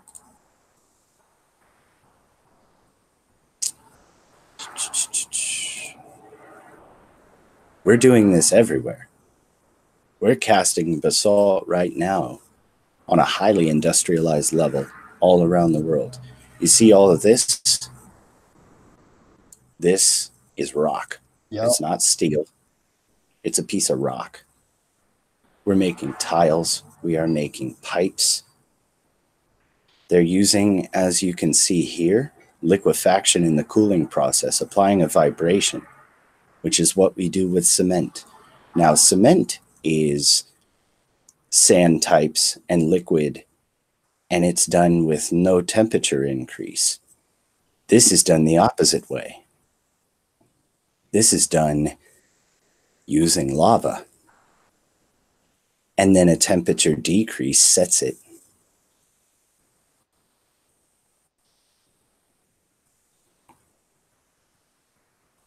That's not going to play. Oh well. But they go over the entire casting process. They go over some of the histories of it. And I've found many companies that do this.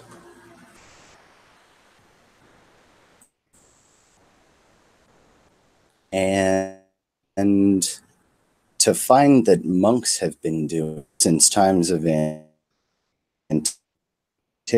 Nathan, these pages are seriously taxing your Nathan. These crazy to think. Nathan, these pages are taxing your connection. What? You break up. Oh, they really are. I have so much open. One sec.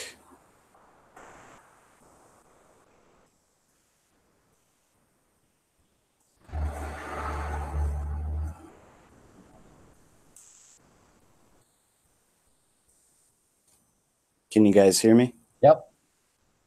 Okay. Let's try this one more time. Can you see? Yes. Aha. Okay. So I took a look at the history of metal casting. And here's a small infographic that shows what we were casting.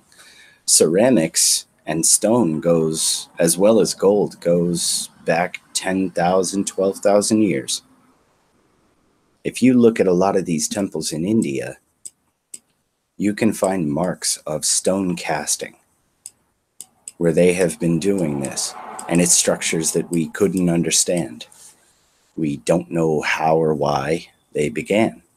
And now I've saved these links so that you guys can pore over this. These are the regions where they had specific metals. They cast axes, they cast swords. A lot of what you showed, Victor, with your worn down swords. Yeah. When you were talking about lances, those are cast metal. Oh yeah, I would see. And here is an image of statuette casting and how they had done it. I mean, just like Sauron cast the One Ring. That was how I described the process earlier. Yeah. Yeah. So a lot of work went into making the form. Yes. And that was the problem.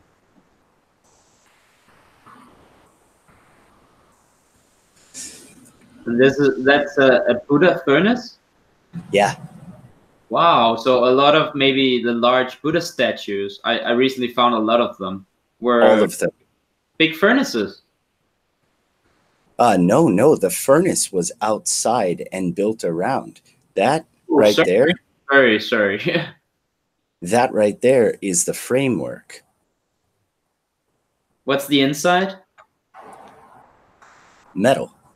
Why? So when they were casting bronze, they don't have to worry about like the basalt castings. But when they were casting metal statues, they could use a metal framework on the inside.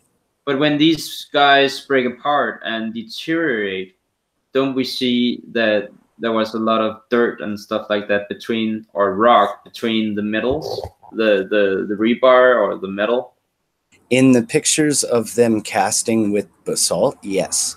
No, I'm thinking more about when they have become ruins and they are deteriorating and breaking apart. We see that they are not hollow inside sometimes, or well. No, what you're looking at here is the mold before they pour the brass. Ah, excuse my ignorance. This is actually bronze, not brass. I'm sorry, but this is an example of how they did it, and they paid great attention to it. Go on. And they have images here of the casting process and the different things that were and still are today cast. And this got me thinking about, this is Istanbul. It's got me thinking about what else could be cast and how we could cast things. And did ancient civilizations use lava? And More maybe, than we thought. and is the reason for all the big furnaces and chimneys we see in France and Europe and in all these 1840s photos and stuff like that, are they actually for what you are describing, making large statues? Large castings of everything. This is a cannon. Wow. Because you would definitely need like an industry such as that to make all the art that we're seeing. And that's why we see so many chimneys. That's like that's how they made the industrial dystopia art. They turned that chimney into coal and all sorts of polluting industries in our minds, but in reality, they were for casting all this art, and that's how perhaps they hit. And because that's what you have to do. You have to bend reality into a lie, and that's how they did it. Wouldn't you agree, guys, that that's a probable solution to all the chimneys? Yes, indeed. And when we get into, useful for them to use all those chimneys and turn it around and to make a scary image out of it, because we've all seen all the dark images of the Industrial Revolution. Yeah, it's associated with, you know, pollution and kids working, and it's just very dark, right? But it's maybe hiding this. That's how they made all the art. It is. Because that has been a big question in my mind. We have always, you know, imagined that they needed big factories like we see today, but basically they had the technology on a local level, right? They had small hubs. Yes, look at this. These two guys alone with a wheel and some clay are, and you see they're putting in small rods. You could even use stone, but they are casting. Yeah, they're casting. And they're making these. They have one form, they turn it on a lathe, and they make these. And there's actually a huge market for it. Because what do people like to do? They like to have fancy works. Now, if there was no electricity to be found in the area, you could still do this, because you could just have a man turning the wheel of the lathe. Yeah. And so they say, we built the expositions, and how did they get built so fast? And they say it's all made of plaster. What do you do with plaster? You cast it. But it doesn't necessarily have to be indestructible brickwork or stone. No, and I have a lot of evidence that shows that the expositions were exactly plaster. Even if they were stone just like this, they look majestic, and they're quite a bit weaker than we would believe when we see the finished product. Yeah. It's a good rip-off. It's, oh yes.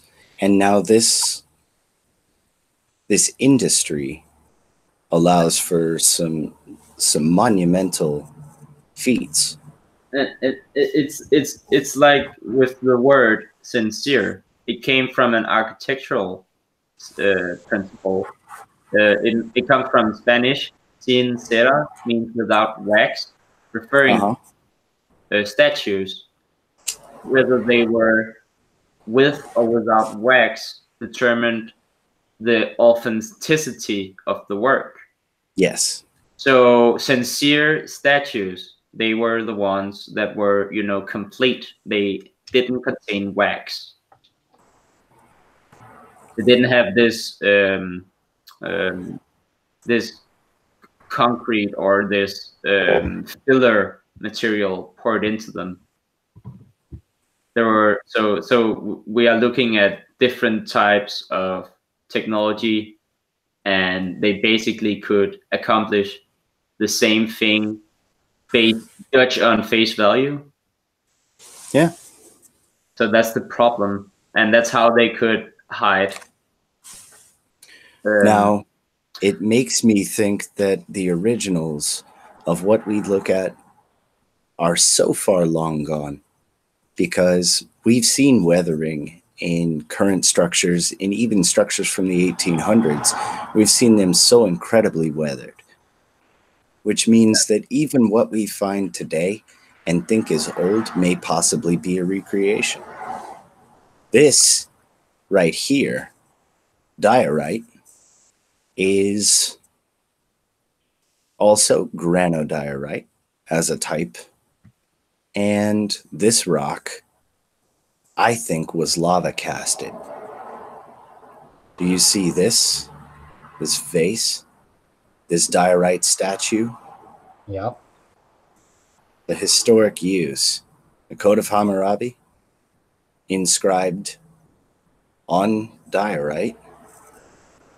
Incan and Mayan civilizations having used it. Diorite steps of St. Paul's Cathedral. You don't need to,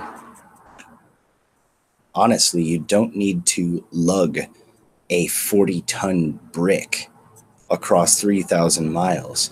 You could have caravans of slaves carry dirt and rock, small bricks, chunks, just like we saw in the brickmakers in Nepal.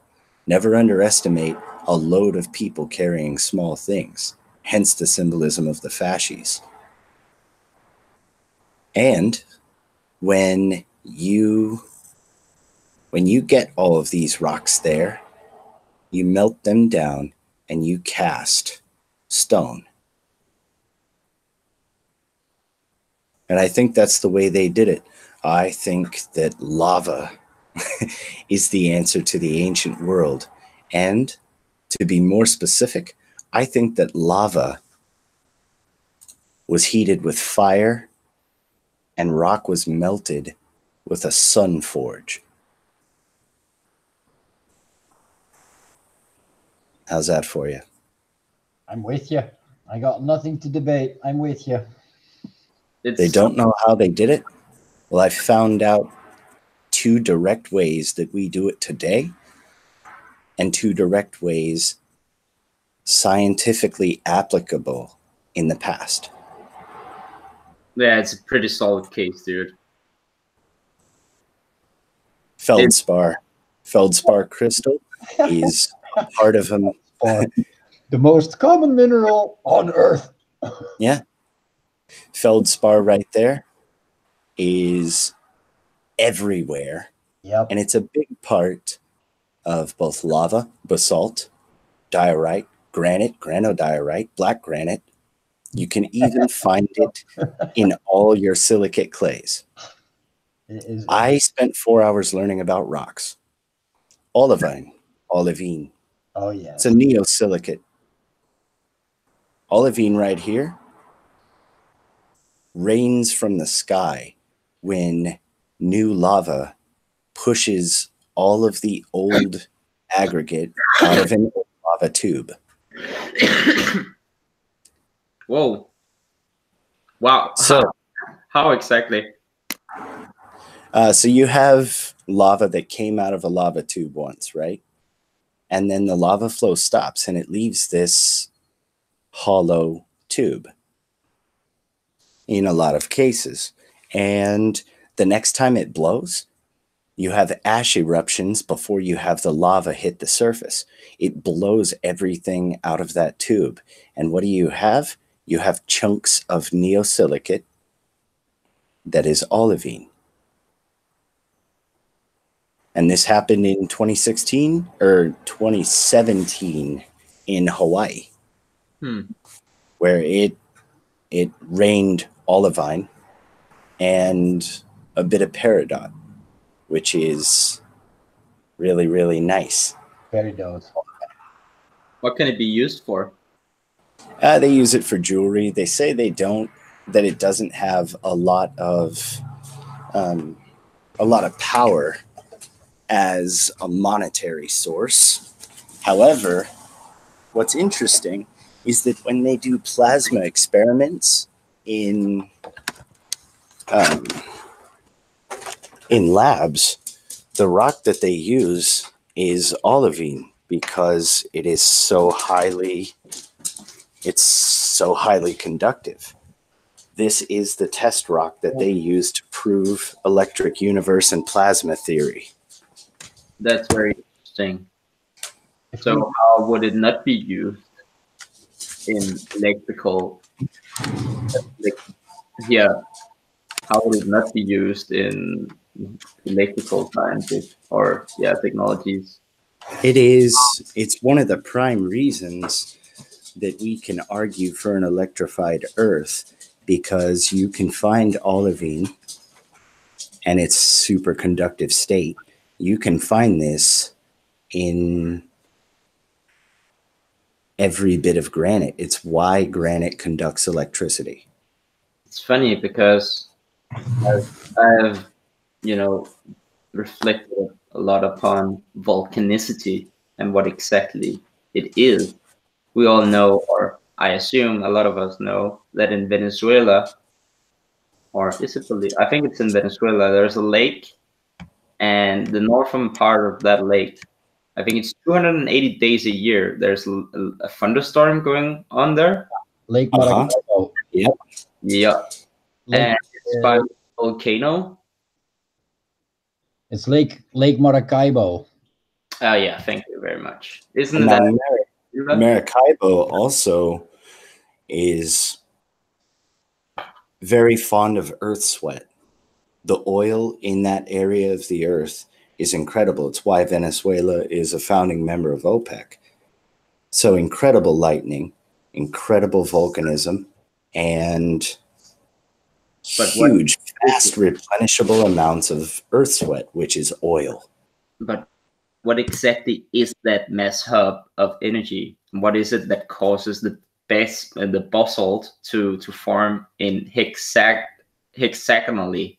There is a star fort at the entrance to Lake Maracaibo. Interesting. Importance is old. But we have seen the basalt and how it forms, and we have also seen, Devil's Causeway and Devil's Tower, and we've heard the volcanic explanations.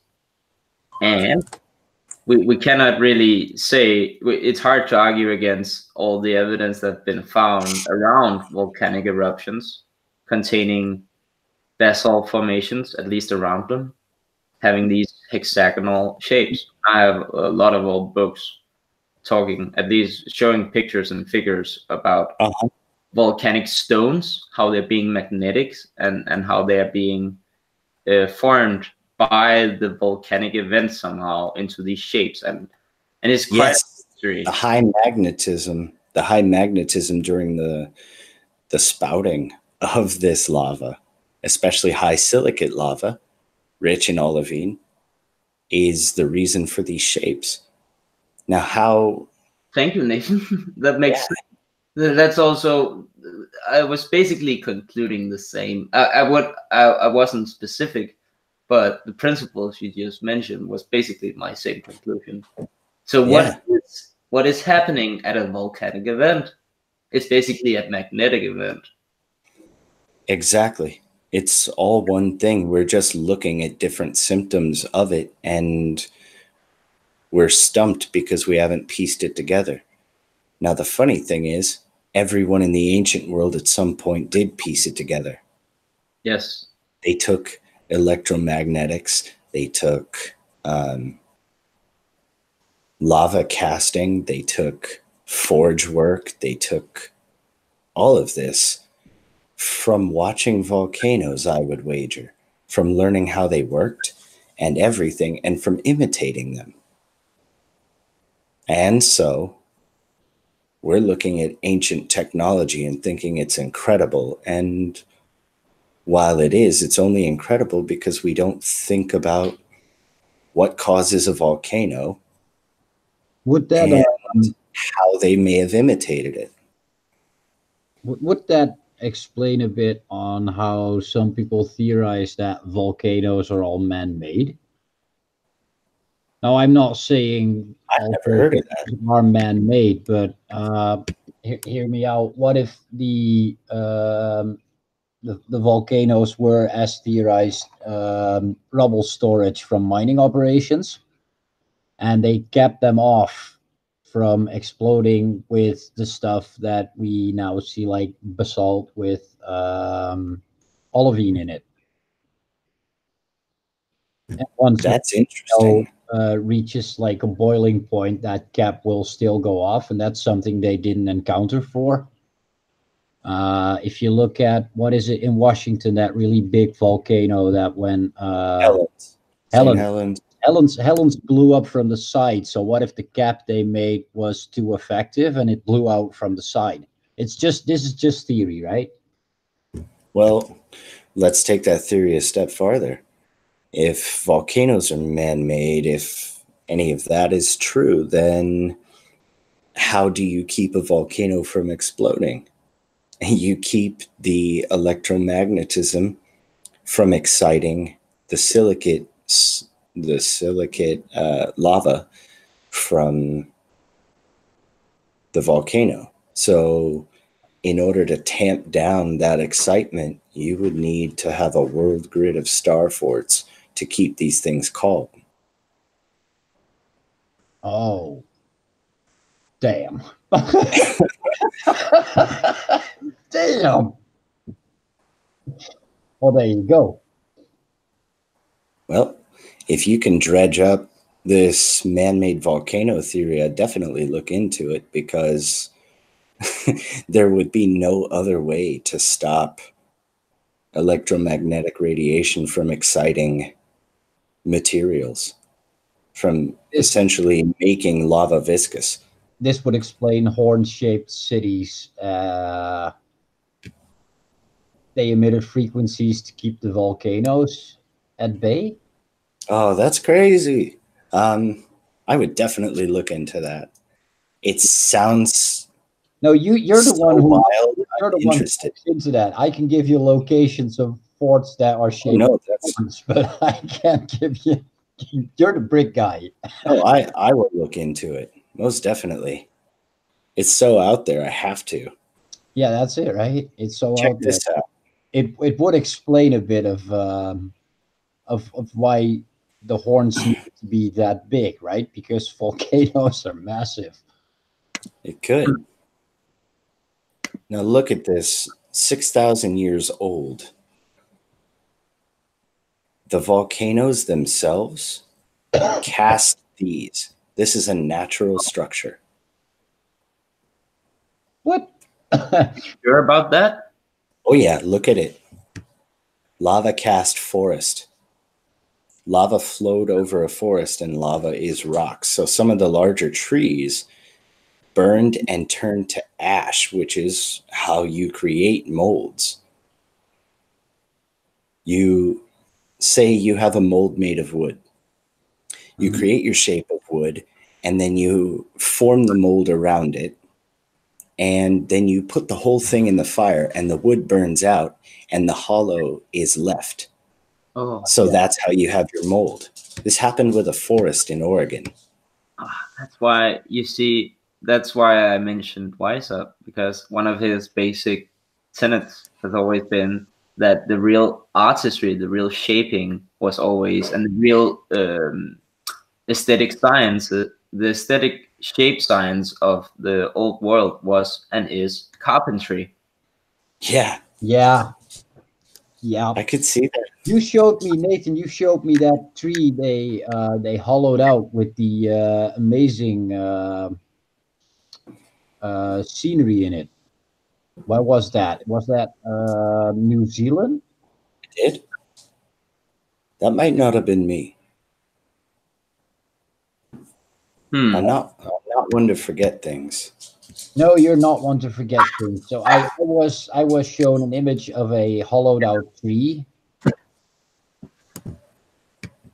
and that had like the most amazing scenery carved into it, and that was recent times. And Oh wow. they did that in times of old, and that would like make a mold out of wood. What do you know, guys? Maybe in 10 years we would be able to apply some of these principles in building stuff. I'm trying. I'm not very good at it, but I'm trying. That is what this is all leading to, us being able to practically apply some of these things we learn. We need forests of hemp to make hempcrete. Yeah, Nathan, you would like to help me, right? Building like a copper coil, orgonite. Oh yeah. Oh yeah. I'll show you a really easy way. So I can boost my plants a bit. We can do that, and I can show you the effectiveness of the one that I use versus the ones that are built in these pretty pyramid shapes that are honestly orders of magnitude less effectual. I told everyone who looks into Oregon Always been wary of things being sold. It's just too easy. Always that feeling in the back of my head. There is an intent thing going on there as well, man.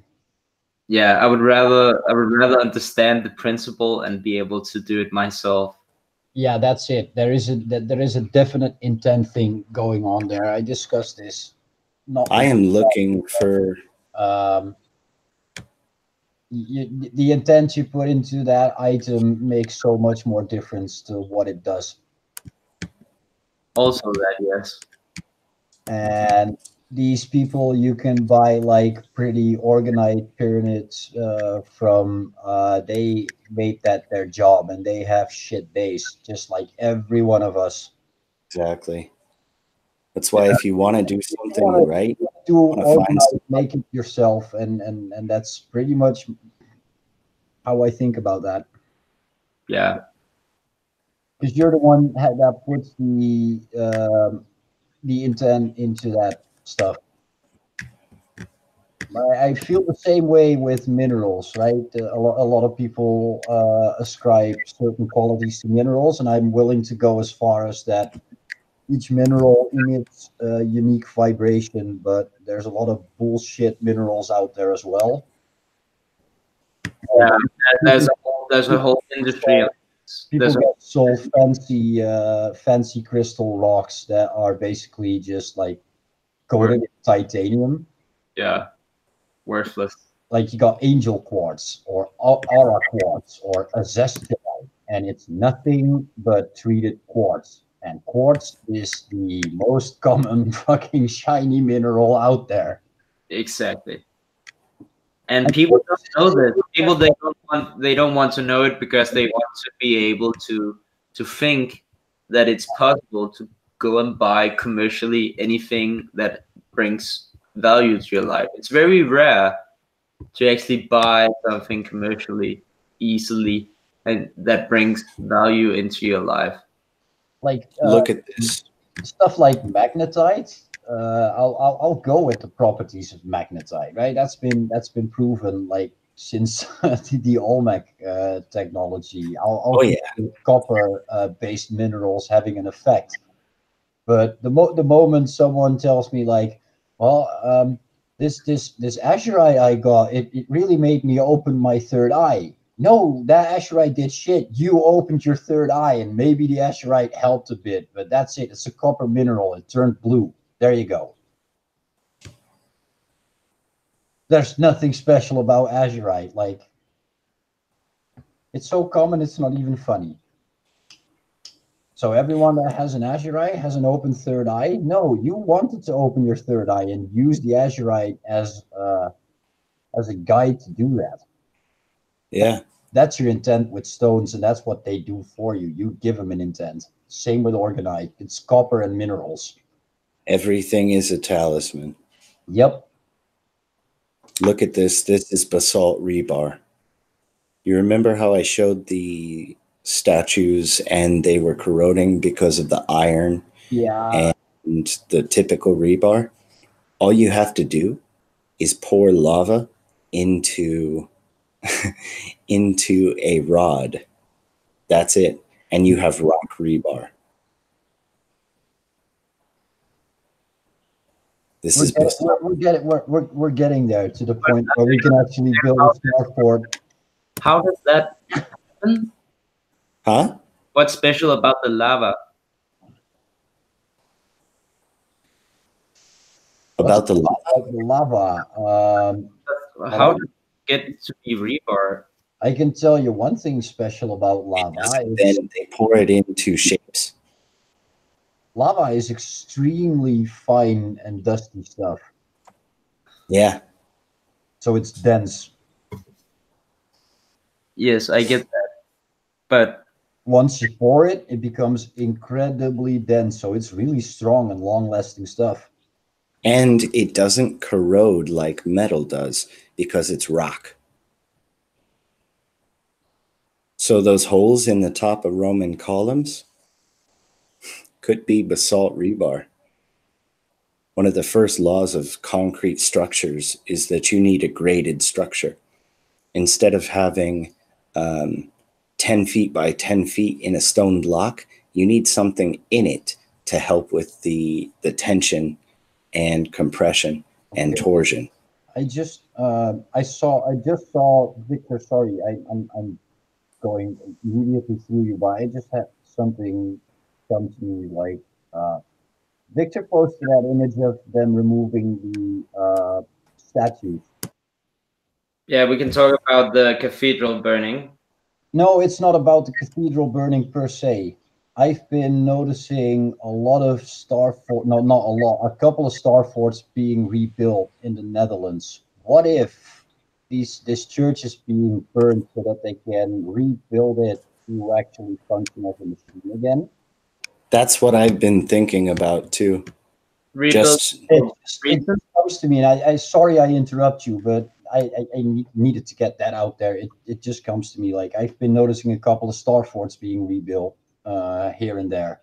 So what's the purpose for that? Why? Well, seeing as we are figuring out that all this old tech was machinery, they are figuring out this old tech was machinery. What if they're rebuilding the stuff? What is coming, and why are they rebuilding the stuff? Because they're going to rebuild Notre Dame. I can guarantee you that. So they find out it's machinery, and that makes them burn the machinery down to rebuild the machinery? No. They have already corrupted the machinery, and now they need to make it so that they can put it back into place again. The church corrupted all the stuff, didn't they? During the quote-unquote Middle Ages, when they all the machines out. Still in power? Sorry? The church is still in power, so the church should know what it did in the past. They're hiding the old traces. They'll rebuild it, and it'll be a nice imitation. Yes, that's what I am getting at as well. But they can erase what they want to erase in the rebuilding. Yeah. Check these out. But built and rebuilt and rebuilt. So, do you think the trigger for that event is us looking into all of this? Could be. It would be. Don't to say that would be full of hubris. So I fully agree. I'm not saying that is definitive here, but why do you think I've been telling Nathan to just shut up with his theories and keep it to a couple of people that he knows and trusts? No. Or I'm not paranoid here. It's just logical thinking. There's 400 people in that Discord. You don't know who's who. You don't have the faintest clue. if we're forcing their hand, let's keep doing that. Oh, I'm not of the mind of quitting this shit. Never. No. I'm not saying. I'm just saying that what we're sharing needs to be shared at critical points so that we can make just as much use of it as they do. Yeah, That's but what I'm trying to say. I don't think I buy that they didn't know this. Of course they know. They're doing it. Do you see this? Yeah, lava cast. I think that this was cast. Lava. The Elora caves, I think, were largely cast. Oh, that's too small. But the Ramapa temple is a very good one. Let's see if I can find something. You would also cast all the things that you would use technologically. Yes, just about all of them. And when I was looking at it before I got to the lava idea, essentially forge casting stone, I was thinking about acidification and stone softening tools. And we use those nowadays. It's called a super plasticizer. And when you put it in, it's a powder derived from an acid. And when you put it into a cement mixture, you can use 1/10 of the water and shape this stone. Wow. And so what would I do if I were lazy and I needed to make something last? I would take to the hardest rock that I could with a hammer and bust it up into sand. I would get the smallest pieces I could out of it, and I would mix it with a bit of water and a bit of acid, and then I would pour it into a shape, and now you have that rock again in the shape I desire. Oh. That's cement. Now, if you did that with fire, that's casting. All of these structures. And that means if we have the means of heating as they did, if we did that locally, we could, and if we had a good carpenter to create a good mold, we could do the same. Yeah. Yeah. The Shiva temple right here, this could be as simple as them using the stones inside the very quarry to cast. And so they turn this quarry into a temple. Yes. As they broke up the rock, as they put it through the foundry, as they got it poured and casted it. Yeah, but it doesn't say from the crazy. How did they do the mold for this? Clay. Different types of clay. When you look at casting, there's specific types of sand and clay that will take to a shape and hold. And when you pour hot metal through it, it's clay. You can't burn clay. The metal on the very outside cools. If the cooling is done evenly, then you can have even a smooth surface. And then you simply rub that. Diorite, granodiorite, and black granite can all be polished to a shine. Yeah, as we see inside the Giza pyramids, for example. Yes. And all you have to do is put something on it, like a treatment or a sealant, and it will stay for even longer. A lot of these things that they're attempting to do here, when they rebuild these temples or attempt to fix it, they're ruining it. They tried to redo this temple here, and they ruined it. And now you see these lighter pieces on the outside. They're degrading faster than they ever were because of the sloppy repair job. And I think it's because they used a cold cement with chemicals instead of casting with heat. Okay. It's crazy how the simple method the simple and available method just beats the complicated method. Yes. Now the thing about it is, who taught them how to do this? Well, Volcano? maybe the natural phenomena of a volcanic eruption taught them that. Yeah, it could be. They saw basalts forming.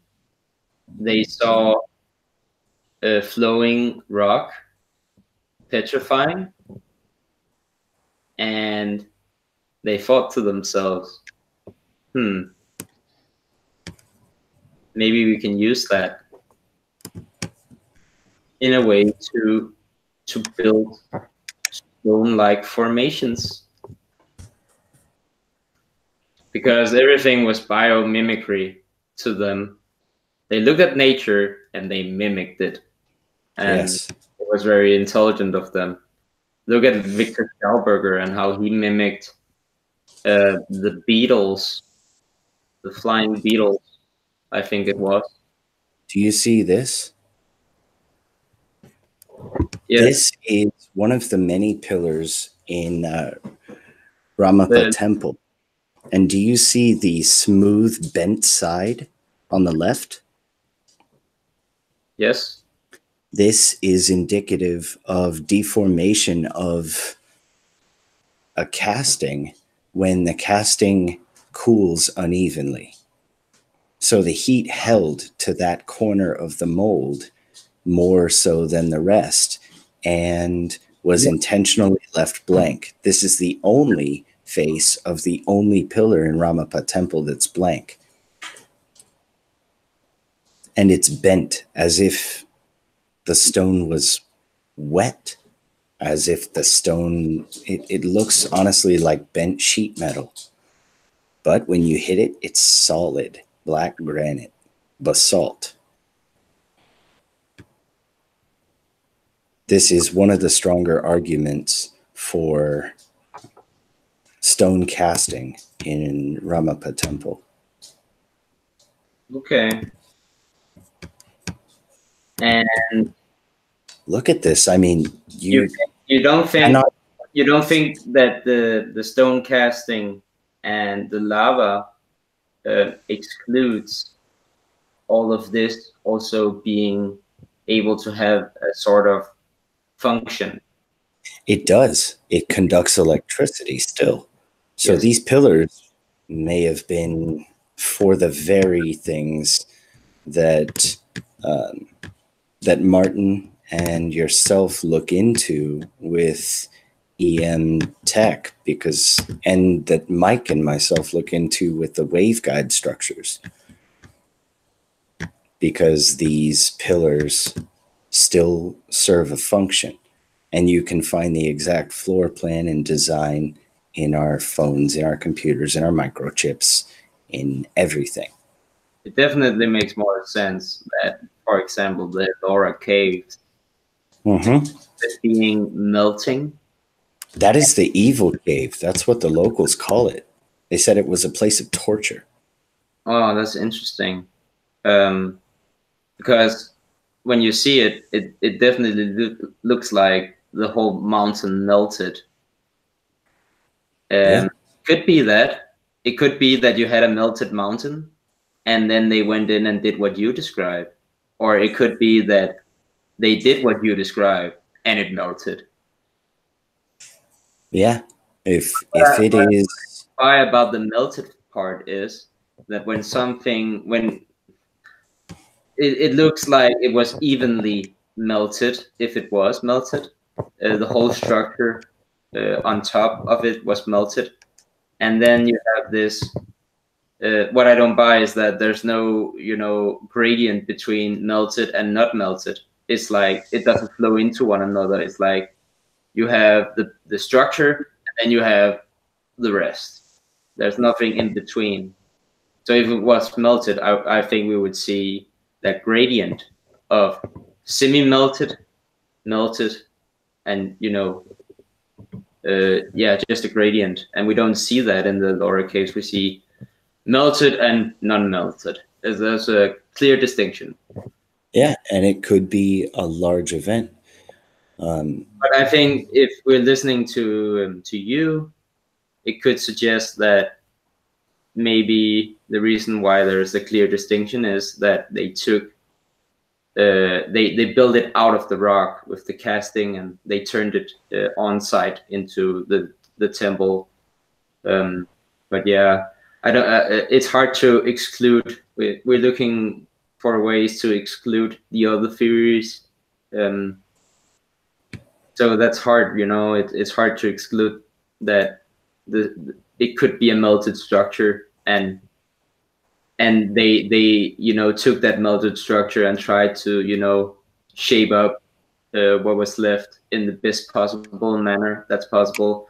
It's also possible that it was an elaborate structure that melted, and that was what was left. That's also possible, and it's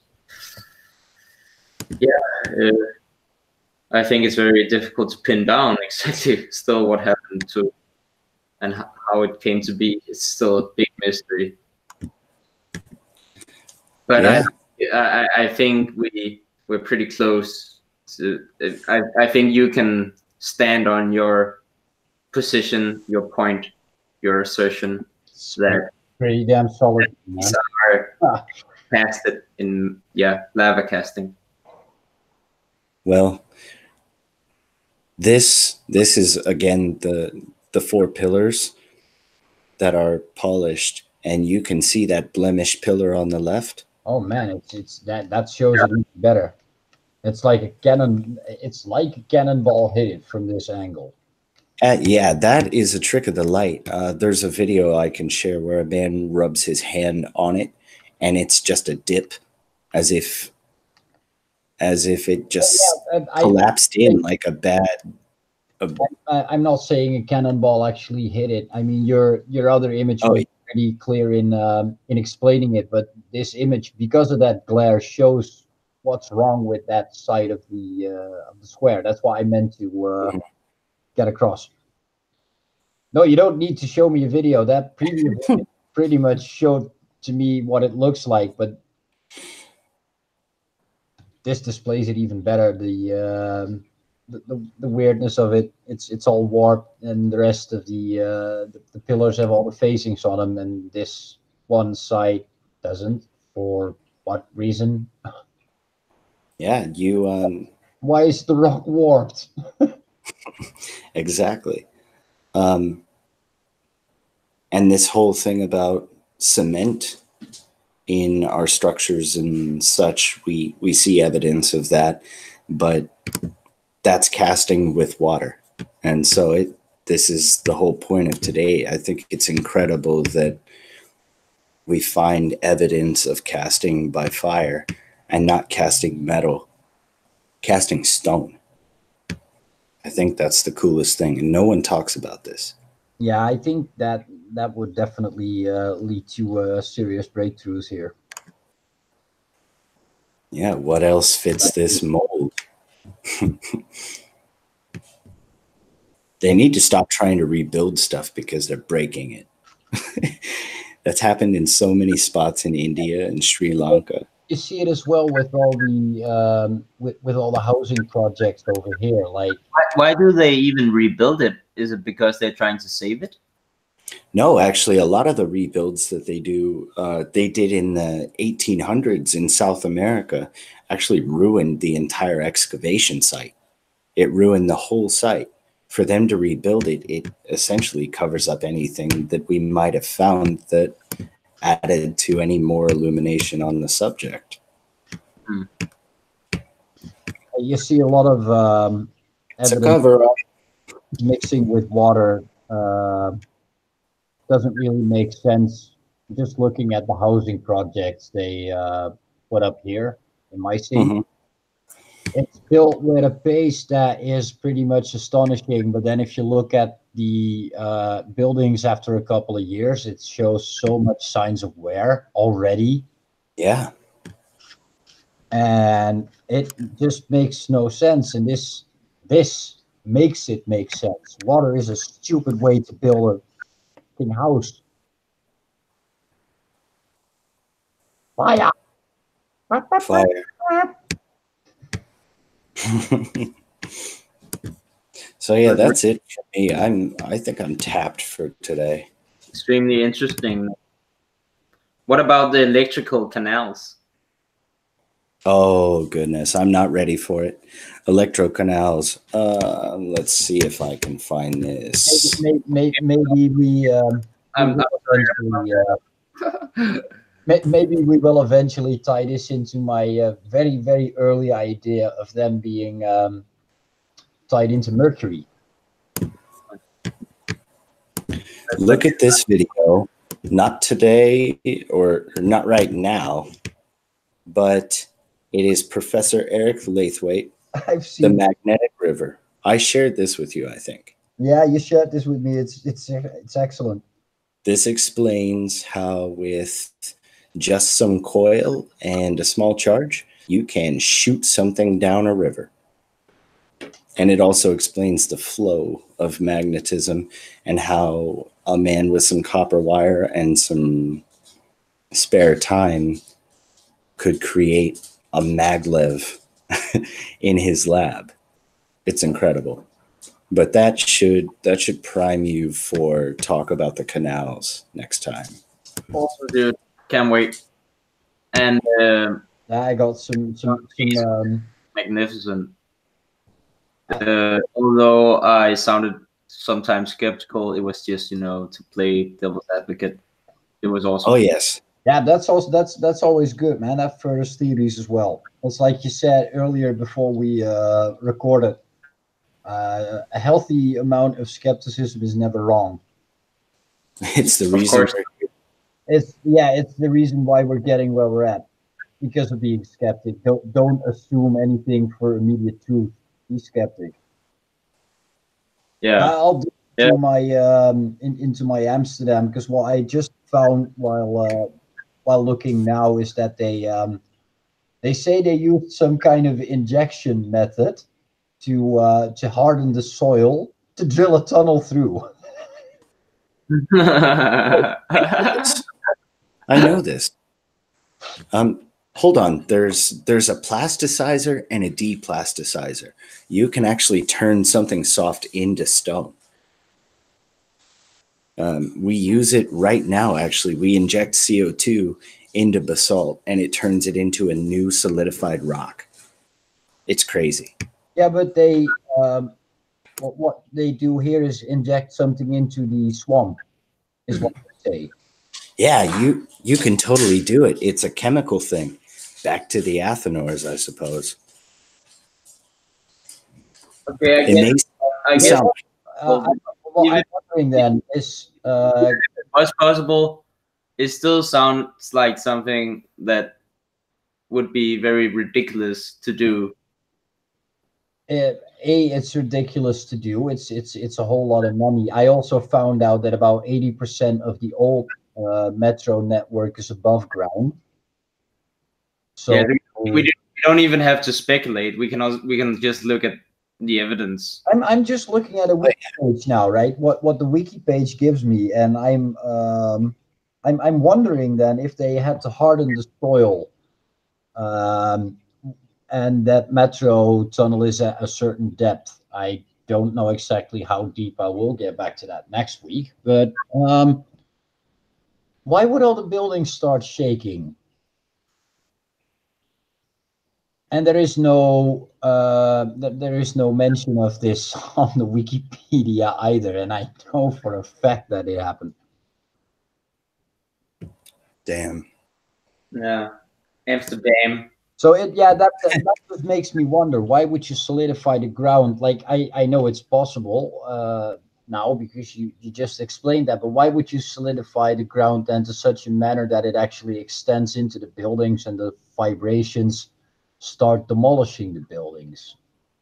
Yeah, it just seems even though you can even after you have solidified a swamp and you build something on it, it just seems like that what they're saying happened would suggest that there isn't something added to a solidified swamp. It was one big solid structure that got swamped with mud. That seems far more likely. Yeah, that seems, especially considering it is the Netherlands that has been flooded several times over. Yeah. Wait, did you mean the Netherlands? Oh shit, I meant the Netherlands. Yes. Oh, okay. just to make sure, right? Just so we're talking about the Netherlands. Yes, I meant the Netherlands. Yeah. And it has been flooded over. There is one star city that sunk somewhere in the 1600s in Zealand. I wonder what we would see if the sea levels dropped 50 meters Oh, and would be exposed in the seashore around the Netherlands. I think we would see a lot of forts. same thoughts here, because you got Dogger's Land in between the UK and Netherlands and Denmark. Actually, that's Yeah, but I think Doggerland was just a sea bank. I think it was bad soil. I think it was a crossing and nothing more. well, that's also really possible.